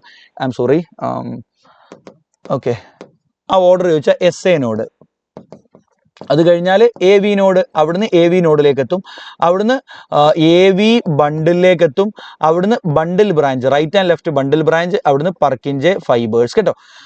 അപ്പോൾ ഇത്രയും പോയിന്റ്സ് ആണ് നമ്മളോട് ഇവിടുന്ന് ചോദിക്കുക. Why nodal tissue is auto excitable? Because it can generate action potential without any stimulation. രണ്ടാമത്തെ കാര്യം, who is pacemaker? That is SA node അല്ലേ? എന്തുകൊണ്ടാണ് pacemaker? Because it produce maximum number of action potential. ഈ conduction pathway ചോദിച്ചാൽ ഇങ്ങനെ പറയാം. ഈ ചിത്രം തന്നിട്ട് ഐഡന്റിഫൈ ചെയ്യാൻ ചോദിക്കും ഓരോ നോഡൽ ടിഷ്യൂവിന്റെ പാർട്ടും. ക്ലിയർ അല്ലേ കുട്ടികളെ? ഇനി why our heart is called myogenic? Because the normal functioning of heart is regulated by nodal tissue, not by neuron അല്ല, നിങ്ങളുടെ ബ്രെയിൻ അല്ല റെഗുലേറ്റ് ചെയ്യുന്നത്. ക്ലിയർ ആണല്ലോ? That's it. അപ്പോൾ ഇത്രയേ ഉള്ളൂ ഹാർട്ടിന്റെ സ്ട്രക്ചർ. ഇതുമായി ബന്ധപ്പെട്ട് ഏത് ചോദ്യം ആൻസർ ചെയ്യാം? 2 type ഓഫ് ഹാർട്ട് വാൾവ്സ് അല്ലേ? ഞാൻ പറയാൻ വിട്ടുപോയൊരു വാൾവ് ഉണ്ട് കേട്ടോ. I am really sorry. Okay, നമ്മളിപ്പോൾ പറഞ്ഞത് ഒരു വാൾവ്, ഞാൻ പറഞ്ഞു ബൈക്കസ്പിഡും ട്രൈക്കസ്പിഡും പറഞ്ഞില്ലേ. ഇനി മറ്റൊരു വാൾവ് ഉണ്ട്. അതായത് നിങ്ങളുടെ അയോട്ടയുടെയും പൾമണറി ആർട്ടറിയുടെയും ഓപ്പണിംഗ് ഉണ്ടല്ലോ, ആ ഭാഗത്ത് വേറൊരു ടൈപ്പ് വാൾവ് ഉണ്ട്. That valve is called semilunar valve കേട്ടോ. അയോട്ടയുടെയും പൾമണറി ആർട്ടറിയുടെയും ഓപ്പണിങ്ങിന്റെ സ്ഥാനത്ത് ഈ ഭാഗത്തായിട്ട് you have another valve and that is called semilunar valve കേട്ടോ. സോ സെമി ലൂണാർ വാൾവ് അതും ഹാർട്ടിലുള്ള വാൾവാണ്. അപ്പോൾ ഹാർട്ടിലെ 2 ടൈപ്പ് വാൾവ് ഏതൊക്കെ ചോദിച്ചാൽ, ഒന്ന് അട്രിയത്തിന്റെയും വെൻട്രിക്കിളിന്റെയും ഇടയിലുള്ള വാൾവ്, അതാണ് atrioventricular valve. Atrioventricular valve കേട്ടോ. Atrioventricular valve, atrioventricular valves. അതാണ് ബൈകസ്പിഡ് വാൾവും ട്രൈകസ്പിഡ് വാൾവും. രണ്ടാമത്താണ് കുട്ടികളെ സെമി ലൂണാർ വാൾവ്സ്. ഇവരെവിടെയുള്ളത്? At the opening of aorta and pulmonary artery. Pulmonary ആർട്ടറിയുടെയും അയോട്ടയുടെയും ഓപ്പണിംഗിലാണ് സെമി ലൂണാർ വാൾവുകൾ ഉള്ളത്. ഇവരുടെ ഫംഗ്ഷൻ എന്താ? They prevent back flow of blood. അതായത് ഹാർട്ടിലൂടെ ബ്ലഡ് എപ്പോഴും ഒരൊറ്റ ദിശയിൽ മാത്രമേ സഞ്ചരിക്കൂ, ഒരൊറ്റ ഡയറക്ഷനിലേ സഞ്ചരിക്കൂ. ഏതാണ് ഒരു ഡയറക്ഷൻ? അട്രിയത്തിൽ നിന്ന് എപ്പോഴും വെൻട്രിക്കിളിലേക്ക്. ഇവിടുന്ന് എപ്പോഴും ഇങ്ങോട്ട്, ഇവിടുന്ന് തിരിച്ച് ഫ്ലോ ചെയ്യാൻ അയാൾ സമ്മതിക്കൂല. ഇവിടുന്ന് എപ്പോഴും ഇങ്ങോട്ട് തിരിച്ച് ഫ്ലോ ചെയ്യാൻ സമ്മതിക്കൂല. അതുപോലെ വെൻട്രിക്കിളിൽ നിന്ന് പൾമണറി ആർട്ടറിയിലേക്ക് അല്ലെങ്കിൽ വെൻട്രിക്കിളിൽ നിന്ന് അയോട്ടയിലേക്ക് അവിടുന്ന് തിരിച്ച് ഫ്ലോ ചെയ്യാൻ സമ്മതിക്കൂല. അപ്പോൾ ഹാർട്ട് വാൾവുകളുടെ ഫംഗ്ഷൻ എന്താ? ഹാർട്ട് വാൾവുകളുടെ ഫംഗ്ഷൻ വളരെ സിമ്പിളാണ്. They prevent back flow of blood. They prevent back flow of blood. ബ്ലഡിന്റെ ബാക്ക് ഫ്ലോ തടയുക എന്നുള്ളതാണ് ആരുടെ ഫംഗ്ഷൻ കുട്ടികളെ? ഹാർട്ട് വാൾവുകളുടെ ഫംഗ്ഷൻ. ഫ്ലോ ചാർട്ട് കണ്ടോ, വളരെ സിമ്പിൾ അല്ലേ? ആ ഫ്ലോ ചാർട്ട് എസ്ഐനോട് എവിനോടുള്ള flow chart. Look, name the tissue act pacemaker. ഏതാ കുട്ടികളെ? എസ്ഐനോട്. What is the significance? It is responsible for the normal heart rate. നമ്മുടെ നോർമൽ ഹാർട്ട് റേറ്റ് ഉണ്ടാക്കുന്നത് എസ്ഐനോട് ഉണ്ടാക്കുന്ന സിഗ്നൽ കാരണമാണ് ഹാർട്ട് വർക്ക് ചെയ്യുന്നത്. So it is responsible four normal rate of heart. നമ്മുടെ heart ഒരു മിനിറ്റ് 70-75 തവണ ബീറ്റ് ചെയ്യും. ക്ലിയർ അല്ലേ? ഇനി നമ്മൾ നോക്കുന്നത് കാർഡിയാക് സൈക്കിളാണ്. എടാ, നമ്മുടെ ഹാർട്ട് ബീറ്റ് ചെയ്യുമ്പോൾ എന്താണ്ടാവുന്നത്? അട്രിയം കൺട്രാക്ട് ആവുന്നു, വെൻട്രിക്കിൾ കൺട്രാക്ട് ആവുന്നു, അട്രിയം കൺട്രാക്ട് ആവുന്നു, വെൻട്രിക്കിൾ കൺട്രാക്ട് ആവുന്നു. ഇത് ഇങ്ങനെ കണ്ടിന്യൂസ് ആയിട്ട് നടക്കുക ചെയ്യുന്നത്. പക്ഷേ ഇത് ചില 4 ഫേസുകളിലൂടെയാണ് യഥാർത്ഥത്തിൽ ഇത് കടന്നു പോകുന്നത്. Okay, what are the phases? At least 3 phase എങ്കിലും നിങ്ങൾ പഠിച്ചാൽ മതി. സോ ദാറ്റ് ഈസ് കാർഡിയാക് സൈക്കിളിന്റെ ഫേസുകൾ ഏതൊക്കെ ചോദിച്ചാൽ നിങ്ങൾ പറഞ്ഞോളൂ. ഒന്നാമത്തതാണ് അട്രിയൽ സിസ്റ്റോൾ. അട്രിയൽ സിസ്റ്റോൾ, ഒന്നാമത്താണ് ജോയിന്റ് ഡയസ്റ്റോൾ. കേട്ടോ, ഈ ഫേസുകൾ മാത്രം കാണാതെ എഴുതാനേ പറയുള്ളൂ. ഒന്നാമത്തതാണ് ജോയിന്റ് ഡയസ്റ്റോൾ. കേട്ടോ, ജോയിന്റ് ഡയസ്റ്റോൾ, അല്ലാതെ കൂടുതലൊന്നും ചോദിക്കാറില്ല അവർ. Joint diastole. രണ്ടാമത്തതാണ് atrial systole. Systole means contraction. Okay, diastole means relaxation. നോക്കൂ, ആദ്യം ഹാർട്ടിലെ എല്ലാ ചേംബറുകളും അട്രിയവും വെൻട്രിക്കിളും ഒക്കെ പൂർണ്ണമായി റിലാക്സ്ഡ് ആയിട്ടിരിക്കും. 4 ചേംബറുകളും, 2 അട്രിയവും 2 വെൻട്രിക്കിളും റിലാക്സ്ഡ് ആയിട്ടിരിക്കും. That is called joint diastole. പിന്നെ അട്രിയം മാത്രം കൺട്രാക്ട് ആകും. That is called atrial systole. Clear അല്ലേ? പിന്നെ വെൻട്രിക്കിൾ മാത്രം കൺട്രാക്ട് ആകും. That is ventricular systole.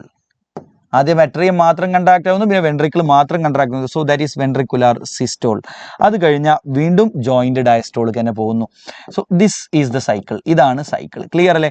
Joint diastole, atrial systole, ventricular systole, joint diastole, വീണ്ടും ഇതിങ്ങനെ കണ്ടിന്യൂ ചെയ്യും. So these are the phases of cardiac cycle. നമ്മളോട് ചോദിക്കും കാർഡിയാക് സൈക്കിളിന്റെ ഫേസുകൾ. ഞാൻ ഏറ്റവും ചുരുക്കിയിട്ട് പറയാട്ടോ ഇതിനെ. What are the phases of cardiac cycle എന്ന് വെച്ചാൽ നിങ്ങൾ ഇത്ര പറഞ്ഞാൽ മതി. Joint diastole, atrial systole, ventricular systole, joint diastole, വീണ്ടും. So these are the phases. പരീക്ഷയ്ക്ക് ഇതേപോലെ ചോദിക്കും what are the phases of cardiac cycle. Okay, I'm sorry, ആ ക്വസ്റ്റ്യൻ ഞാൻ ഇടാൻ മറന്നുപോയതാണ്. ഇതേപോലെ നിങ്ങളോട് ചോദിക്കും. I'm sorry. Okay, then ഇനി നിങ്ങളോട് ചോദിക്കുന്ന ചോദ്യം എന്താണെന്നറിയോ? What is stroke volume? എന്താണ് സ്ട്രോക്ക് വോളിയം എന്ന് ചോദിക്കും. നോക്കൂ, ഹാർട്ട് ഓരോ തവണയും കാർഡിയാക് സൈക്കിളിൽ, അതായത് ഈ ഹാർട്ടിൽ ഇതിങ്ങനെ മിടിച്ചോണ്ടിരിക്കാമല്ലോ. അപ്പോൾ ഓരോ കാർഡിയാക് സൈക്കിളിലും ഹാർട്ട് പുറത്തോട്ട് പമ്പ് ചെയ്യുന്ന ബ്ലഡിനെയാണ് നമ്മൾ സ്ട്രോക്ക് വോളിയം എന്ന് പറയാം. ഐ മീൻ ഹാർട്ടല്ല, ഹാർട്ടിലെ ഏതെങ്കിലുമൊക്കെ വെൻട്രിക്കിൾ. നോക്കൂ, ഓരോ കാർഡിയാക് സൈക്കിളിലും റൈറ്റ് വെൻട്രിക്കിൾ 70 ml ബ്ലഡിനെ പുറത്തോട്ട് ലെങ്ങിലോട്ട് പമ്പ് ചെയ്യും. ലെഫ്റ്റ് വെൻട്രിക്കിൾ 70 ml ബ്ലഡിനെ ശരീരത്തിന്റെ ഭാഗങ്ങളിലോട്ട് പമ്പ് ചെയ്യും. അപ്പോൾ റൈറ്റ് വെൻട്രിക്കിളോ ലെഫ്റ്റ് വെൻട്രിക്കിളോ ഏതെങ്കിലും വെൻട്രിക്കിൾ ഓക്കെ ഓരോ കാർഡിയാക് സൈക്കിളിലും പുറത്തോട്ട് എത്ര ബ്ലഡിനെ പമ്പ് ചെയ്യുന്നു അതിനെയാണ് നമ്മൾ സ്ട്രോക്ക് വോളിയം എന്ന് വിളിക്കുന്നത്. So volume of blood pumped by ventricles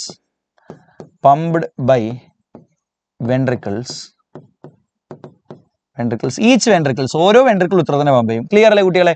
during A cardiac cycle അതിനെയാണ് നമ്മൾ എന്ത് വിളിക്കുക കുട്ടികളെ? സ്ട്രോക്ക് വോളിയം എന്ന് വിളിക്കുക. ഇനി അടുത്താണ് കാർഡിയാക് ഔട്ട്പുട്ട്. എന്താ കാർഡിയാക് ഔട്ട്പുട്ട് എന്ന് പറഞ്ഞാൽ? നോക്കൂ, ഓരോ തവണ ഹാർട്ട് ബീറ്റ് ചെയ്യുമ്പോൾ, അതായത് ഓരോ കാർഡിയാക് സൈക്കിളിലും 70 ml ബ്ലഡിനെ പമ്പ് ചെയ്യുന്നുണ്ട്. So that's equal to 70 ml ആണ് കേട്ടോ. 70 ml പമ്പ് ചെയ്യുന്നുണ്ട്. ഇനി കാർഡിയാക് ഔട്ട്പുട്ട് എന്ന് പറഞ്ഞാൽ 1 മിനിറ്റിൽ എത്ര പമ്പ് ചെയ്യുന്നു എന്നുള്ളതാണ്. So cardiac output means volume of blood. ഇതേ കാര്യമാണ് volume of blood pumped by each ventricles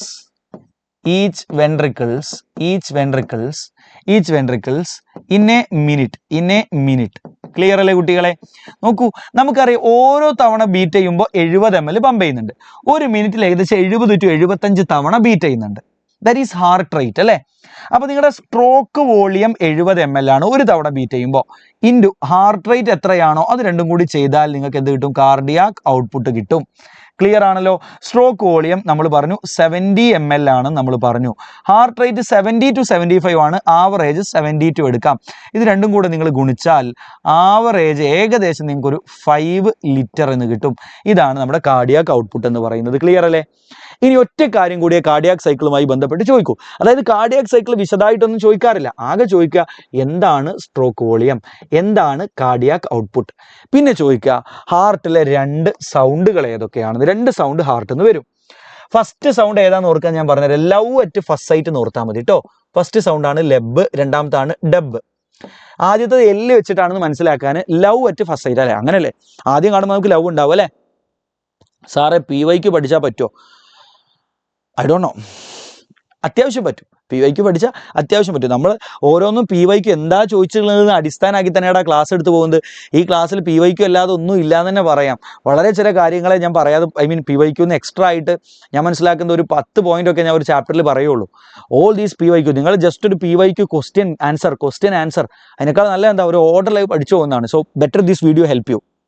that's my opinion കേട്ടോ. ആദ്യമായിട്ട് പഠിക്കുന്ന ഒരാൾക്ക് ഞാൻ കാരണം ചോദിക്കുന്നത് മാത്രം പറഞ്ഞാൽ പോകുന്നത്, നത്തിങ് എൽസ്. ഓക്കെ, ചോദിച്ച് കണ്ടിട്ടുള്ളത് മാത്രം പറഞ്ഞാൽ പോകുന്നത്. സോ ലെബ് ഡബ് 2 സൗണ്ടാണ്.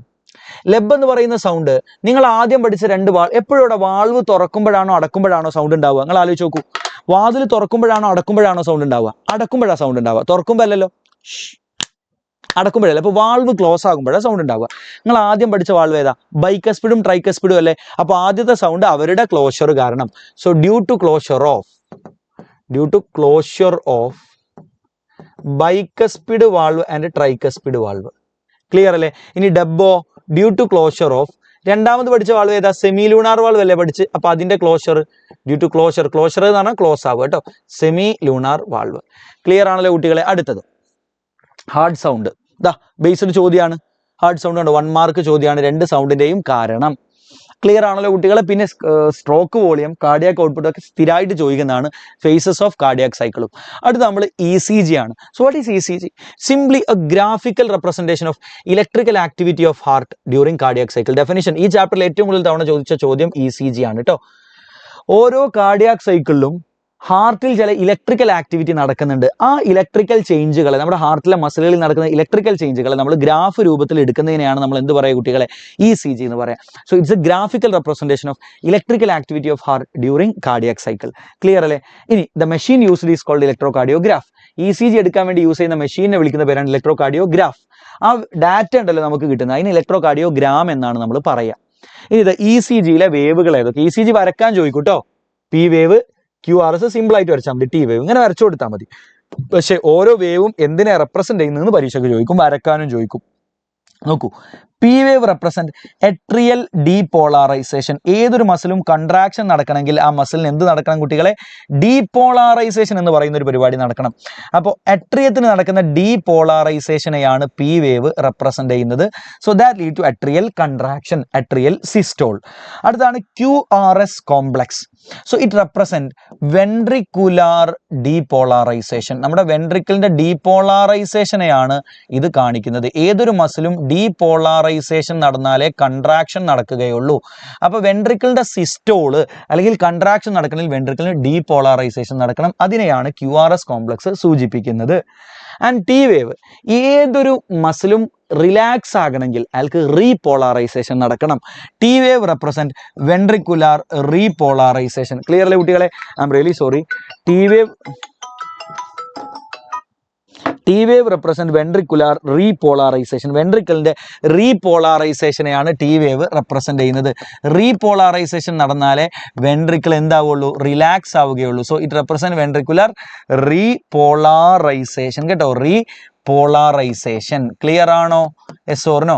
So this repolarization lead to ventricular diastole. നോക്കൂ, വെൻട്രിക്കുലാർ ഡയസ്റ്റോളിന് ഇത് കാരണം. ഡയസ്റ്റോൾ എന്ന് പറഞ്ഞാൽ റിലാക്സേഷൻ. ക്ലിയർ അല്ലേ? ഡീപോളറൈസേഷൻ നടന്നാലോ അത് കാരണം വെൻട്രിക്കുലാർ സിസ്റ്റോൾ ആണ് ഉണ്ടാവുക. Ventricular systole. ഏതൊരു മസിലിനും ഡീപോളറൈസേഷൻ നടന്ന സിസ്റ്റോൾ, റീപോളറൈസേഷൻ നടന്ന ഡയസ്റ്റോൾ. ഇവിടെ അട്രിയൽ ഡീപോളറൈസേഷൻ ആണ് that lead to atrial systole. ഇത്ര പഠിച്ചാൽ മതി, അട്രിയൽ സിസ്റ്റോൾ. ക്ലിയർ ആണോ? Yes or no? ഓക്കെ. അപ്പൊ ഈ വേവുകൾ അവരുടെ സിഗ്നിഫിക്കൻസ് നമ്മളോട് മസ്റ്റ് ആയിട്ട് ചോദിക്കും. പിന്നെ ചോദിക്കാൻ സാധ്യതയുള്ള ഒരു സ്റ്റാൻഡേർഡ് ECG എടുക്കാൻ ഇലക്ട്രിക്കൽ ലീഡുകളെ നമ്മൾ എവിടെയൊക്കെ വെച്ച് കൊടുക്കണം എന്ന് ചോദിക്കും. ECG എടുക്കണമെങ്കിൽ നമ്മുടെ ബോഡിയുമായി ചില ലീഡുകൾ, ചില വയറുകൾ കണക്ട് ചെയ്യേണ്ടതുണ്ട്. നമ്മൾ സ്റ്റാൻഡേർഡ് ECGക്ക് 3 ലീഡാണ് ഉപയോഗിക്കുക. നമ്മുടെ 2 റിസ്റ്റുകൾ, ഓക്കെ, ഇത് ലെഫ്റ്റ് സൈഡ്, ഇത് റൈറ്റ് സൈഡ്.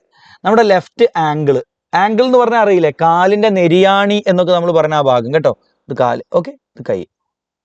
അപ്പൊ 2 റിസ്റ്റുകളും ലെഫ്റ്റ് ആംഗിളിലുമാണ് നമ്മൾ കണക്ട് ചെയ്യുക ഈ ഇലക്ട്രിക്കൽ വയറുകൾ, എന്നിട്ട് മെഷീനിലേക്ക് കൊടുക്കുക ചെയ്യുക. ക്ലിയർ അല്ലേ കുട്ടികളെ? Okay. So both wrist and left angle.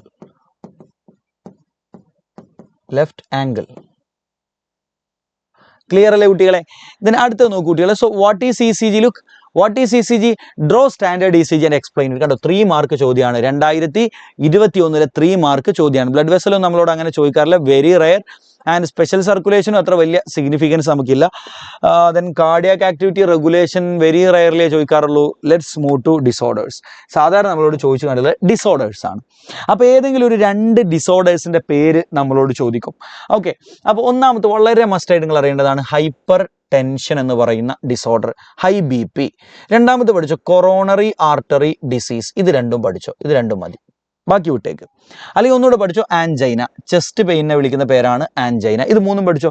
Okay, ബാക്കി നമുക്ക് പിന്നീട് ക്വസ്റ്റ്യൻ ഡിസ്കഷന്റെ സമയത്തൊക്കെ നോക്കാം.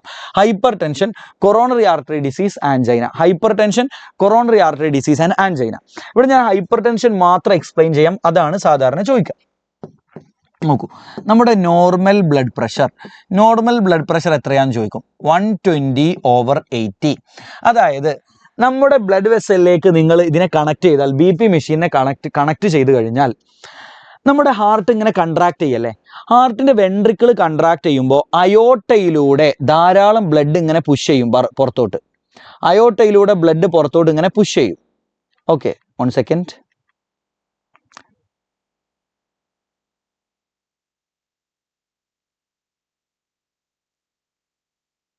ഓക്കെ, ഇത് അയോട്ടയാണ്. അപ്പോൾ വെൻട്രിക്കിൾ കൺട്രാക്ട് ചെയ്യുമ്പോൾ അയോട്ടയിലൂടെ എങ്ങനെ ബ്ലഡ് പുഷ് ചെയ്യും. ആ പുഷ് ചെയ്യുന്നത് കാരണം വെൻട്രിക്കിളിന്റെ സിസ്റ്റോളിന്റെ സമയത്ത് നമ്മുടെ ആർട്ടറികളിൽ, നമ്മുടെ പ്രഷർ നോക്കുന്ന ആർട്ടറികളിൽ എപ്പോഴും ഒരു ഹൈ പ്രഷർ നമുക്ക് കിട്ടും. ക്ലിയർ അല്ലേ? അതാണ് വെൻട്രിക്കിളിന്റെ സിസ്റ്റോളിന്റെ സമയത്ത് കിട്ടുന്ന ഈ പ്രഷറിനെയാണ്, അതായത് ഹൈ പ്രഷറാണ് കിട്ടുക. So that's why it is called systolic BP. ഇതിനെന്താ വിളിക്കുക? Systolic BP. ക്ലിയർ അല്ലേ? ഇനി വെൻട്രിക്കിള് റിലാക്സ് ആകുന്ന സമയത്ത് നമ്മുടെ ആർട്ടറികളിൽ BP കുറയും. ഇങ്ങനെ വെൻട്രിക്കിൾ സിസ്റ്റോൾ പോകുമ്പോൾ ആർട്ടറികളിലേക്ക് അയോട്ടയിലൂടെ ബ്ലഡ് പമ്പ് ചെയ്യപ്പെടുക. വെൻട്രിക്കിൾ റിലാക്സ് ആകുമ്പോൾ അത്ര BP ഉണ്ടാവില്ല. So that's why this is called diastolic BP. ഏതായാലും ഇതാണ് നമ്മുടെ നോർമൽ ബ്ലഡ് പ്രഷർ ഇങ്ങനെ കിട്ടുക. അപ്പോൾ നിങ്ങൾ ഇവിടെ ഇങ്ങനെ BP മെഷീൻ കണക്ട് ചെയ്ത് വെക്കുക. അങ്ങനെ കണക്ട് ചെയ്തിട്ട് മെഷീനിലേക്ക് കണക്ട് ചെയ്ത് കൊടുത്താൽ ഇടയ്ക്ക് BP കൂടുന്നു. എന്താ? സിസ്റ്റോളിന്റെ സമയത്ത് 120, ഡയസ്റ്റോളിന്റെ സമയത്ത്, വെൻട്രിക്കിളിന്റെ ഡയസ്റ്റോളിന്റെ സമയത്ത് 80, ഇങ്ങനെ ആയിരിക്കും. ഇതാണ് നോർമൽ BP. ഇഫ് BP നമ്മൾ സാധാരണ 140/90, 140/90 BP കൂടുതലായി കഴിഞ്ഞാൽ, ഇഫ് BP മോർ ദാൻ 140/90, അപ്പോഴാണ് നമ്മൾ സാധാരണ ഹൈപ്പർ ടെൻഷൻ എന്ന് പറയുക. BP കൂടുതൽ എന്ന് അപ്പോഴാണ് നമ്മൾ സാധാരണ പറയുക. ക്ലിയർ അല്ലേ കുട്ടികളെ? ഓക്കെ. ഇനി 120/80 മുകളിൽ അതിന് ഹൈപ്പർ ടെൻഷൻ എന്ന് വേണമെങ്കിൽ പറയാം, പക്ഷെ ഇതാണ് സാധാരണഗതിയിൽ പറയാം. ഇങ്ങനെ ഹൈപ്പർ ടെൻഷൻ ഭയങ്കരമായിട്ട് BP സ്ഥിരമായിട്ട് കൂടി നിന്ന് കഴിഞ്ഞാൽ ഡാമേജ്, BP വല്ലാതെ കൂടി lead to damage of vital organs. നിങ്ങളുടെ ശരീരത്തിലെ വളരെ പ്രധാനപ്പെട്ട ഓർഗാനുകളായിട്ടുള്ള വൈറ്റൽ ഓർഗാൻസ് ലൈക്ക് ബ്രെയിൻ. നിങ്ങളുടെ ബ്രെയിന് ഡാമേജ് ആവാൻ സാധ്യതയുണ്ട്. ആൻഡ് കിഡ്നി, നിങ്ങളുടെ ബ്രെയിനും കിഡ്നിയും ഒക്കെ ഡാമേജ് ആവാൻ സാധ്യതയുണ്ട്. ഇത്ര പഠിച്ചൂടെ? Yes or no? ഓക്കെ. അപ്പോൾ BP വല്ലാതെ കൂടി എന്നാൽ നമ്മുടെ ബ്രെയിനും കിഡ്നിക്കും ഒക്കെ ഡാമേജ് വരാനുള്ള സാധ്യതയുണ്ട്. ഇത്രയെങ്കിലും പഠിച്ചാൽ മതി regarding BP. So guys, there are lot of things to study. പക്ഷേ സാധാരണഗതിയിൽ ഏറ്റവും കൂടുതൽ ചോദിച്ച് കണ്ടിട്ടുള്ള കാര്യങ്ങളാണ് നമ്മൾ പറഞ്ഞിട്ടുള്ളത്. ആൻഡ് ഐ തിങ്ക് ഇപ്പോൾ 3 മണി കഴിഞ്ഞു. ആൻഡ് 7 മണിക്ക് എനിക്ക് അടുത്ത ലൈവ് സ്റ്റാർട്ട് ചെയ്യാനുള്ളതാണ്. So I'm exhausted little bit. You know that we started, നമ്മൾ ഏർലി മോർണിംഗിൽ തുടങ്ങിയതാണ് ഈ ഒരു പരിപാടി അല്ലേ. ഞാൻ 9 മണിക്ക് തന്നെ ഇവിടെ എത്തിയിട്ടുണ്ടായിരുന്നു. But I couldn't come. Okay, sorry, I couldn't start. Okay, so guys, all the best, love you all. Okay, നിങ്ങൾ ഫ്രണ്ട്സിനൊക്കെ മാക്സിമം ഷെയർ ചെയ്ത് കൊടുക്കുക നമ്മളെ വീഡിയോസും കാര്യങ്ങളൊക്കെ. വി ഹോപ്പ് എല്ലാം അടിപൊളിയാവട്ടെ, എല്ലാവർക്കും നല്ല മാർക്ക് കിട്ടട്ടെ അല്ലേ.